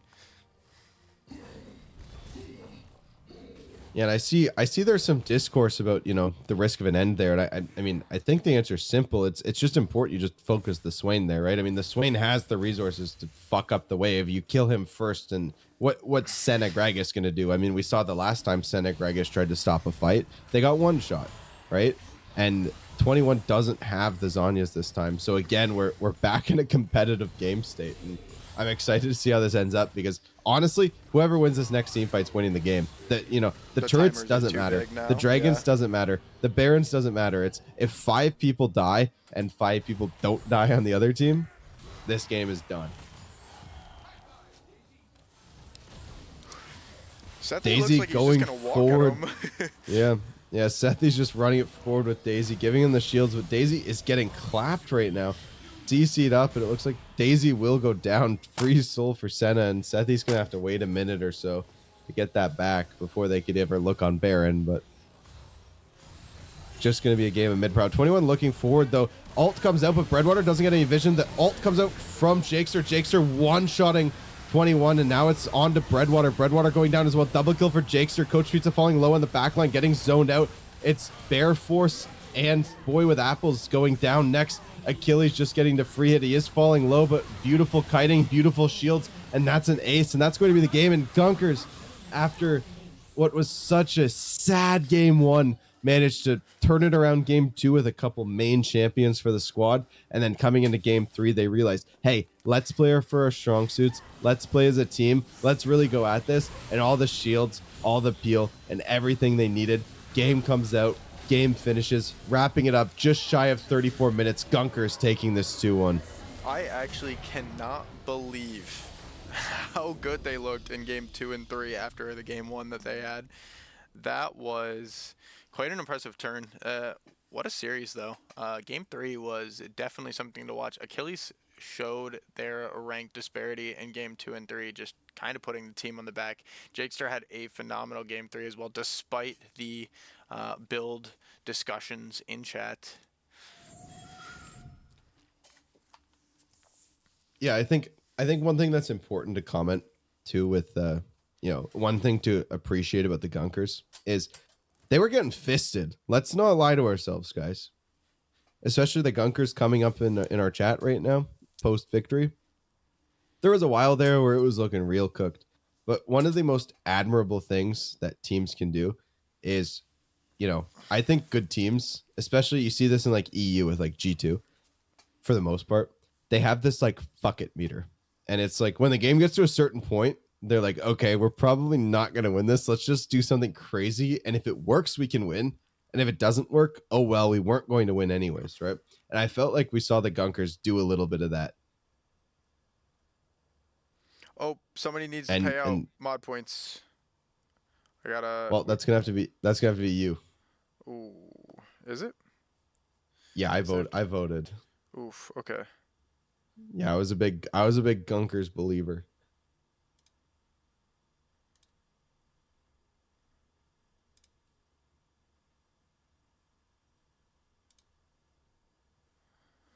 Gunkers got paid out.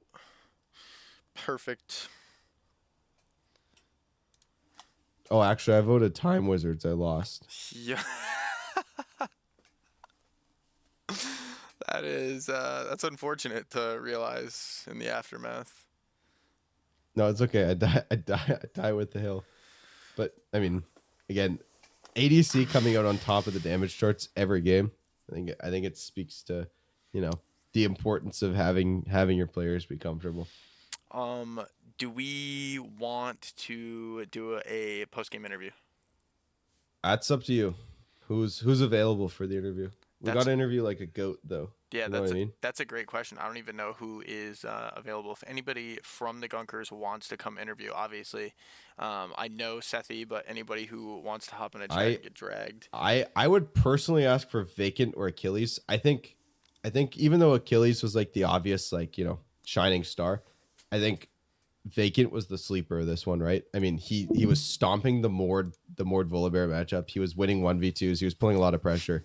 And even this game, I mean, like, let's not lie, he sucked for the first half, but eventually he stopped, and then he was really annoying. And, we're talking about Bear getting these flanks, but the reality is Bear's never getting flanks if Vacant's always popping him low and making it so that he can't get a good TP off, right? What Aatrox wants TP at half health. So I think he has a lot of credit in these wins, getting some good executions, getting some good pops, good trades, etc. So I'd be happy with interviewing either of them. Well, let's see. Alternatively, we could interview good old Jakester. We could roast him for 5 or 10 minutes, about his builds. we could inquire whether he uses MobaFire or U.GG. I don't partake in the roasting. Oh, we have movers. Oh, we have Sethi and Yo. Tiny Shoes joining us on the cast for their post-game interview. I'm gonna let Zelius take over the post-game interviews because Zelius is much more analytical about the game, and I'm just here for production purposes. So I have to ask the honest question. First off, were you taking my advice from stream? Who? Your team. Nope. I wasn't tuning Why? What into were you your saying? stream. Well, game 3, I pretty much called your entire draft like in the middle of game 2. Like actually one for one. Oh, okay, for real? Yeah. Yeah. Like I called the Ivern. I called the Ivern, Urgot, and Vayne verbatim, and then I said like either like a Lulu or like just some hard engaged support. So I thought maybe you guys were listening. No, not at all.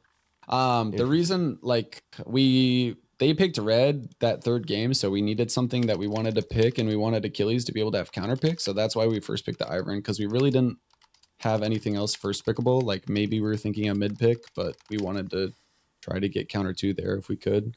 So that's why we went Ivern. And then once they showed their bot lane, we thought Vayne would be good into the Swain, and then Nautilus, because I don't like to play Enchanter jungle with Enchanter support, so we just needed engaged. Valid. And follow-up question to you, Sethi. There's a lot of I'm sure you'll see it in the replay. There's a lot of chat discourse about Amumu's relevancy. After that game one, Amumu just gets hated in the lore. He gets hated 24/7. Did I have a bad game on the Amumu? Sure. Was it a bad game as a whole team? Sure. But you check my Amumu win rate in solo queue. You check my top 20 NA Amumu on League of Graphs. You might think twice before you say that to me. You know what I mean? It's so strange though. I was looking at the Amumu win rate in Haddle and 0%. Is it actually? Yeah. Now, Hey, I was check a bit again of a week, hater check of again the week Amumu 8. as well. You'll see it. I was a hater of the Amumu at the start, and it has nothing to do with you, Sethi. I obviously respect and know that you can pull it all off. However, if you do not have priority in basically like every lane, you can kiss all of your camps goodbye locking a Mumu in any competitive environment, and I just hate that about the champion. I feel so bad to just get forced out because your mid laner lost the level 3 wave prio, got it crashed, and now they get to walk in with a Xin Zhao. Yeah, that's fair. And we called the Xin Zhao in draft 2. Once they picked the Karma, we were like scared of it. And then once it happened, it was a little bit cooked. So that was a good drafting from them. Now the opposite of the 0% win rate of Mumu. Tiny Shoes, Zillion one trick, and you have like a 7 KDA in solo queue. By the way, if you've never looked at your own stats, Yeah, I've peaked at a time or two.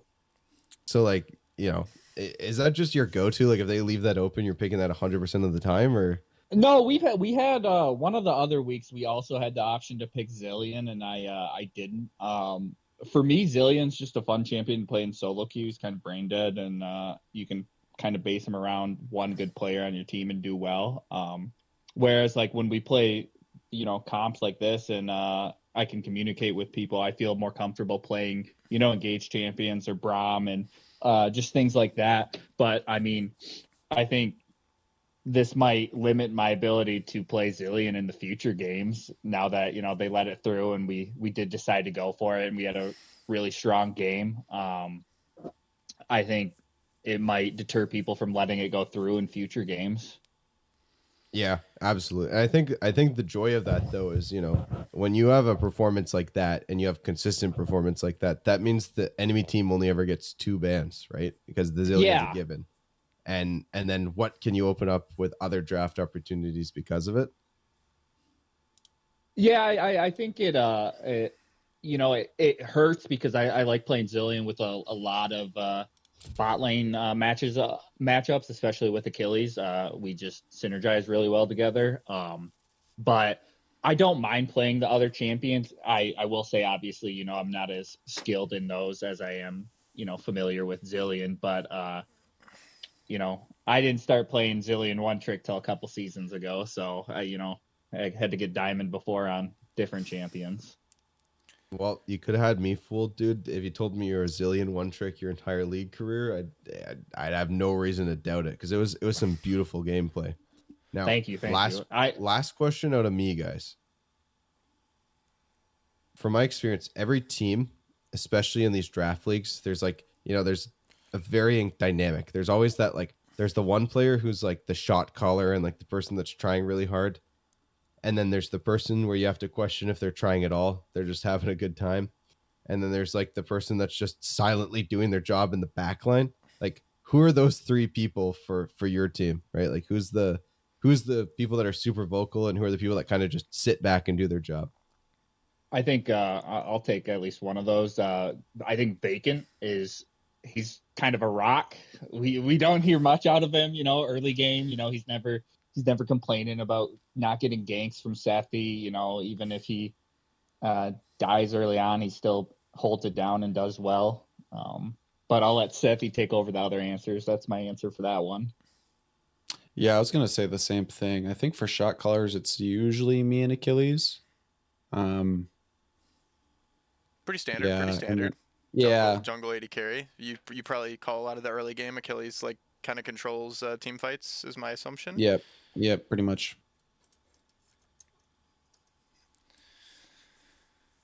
Was that your last question, Zelly? Yeah, that's all for me. Well, GG's. I do not have questions. I think Zelly's covered a lot. Congratulations on taking down, like, kind of the admin dynasty team, if you really think about it. There's 21 and Bear, kind of like founders of the HOTA League, and you guys kind of just put them in their place a little bit. Good performance. Are you now 3-1? Are you now tied for like first in the league?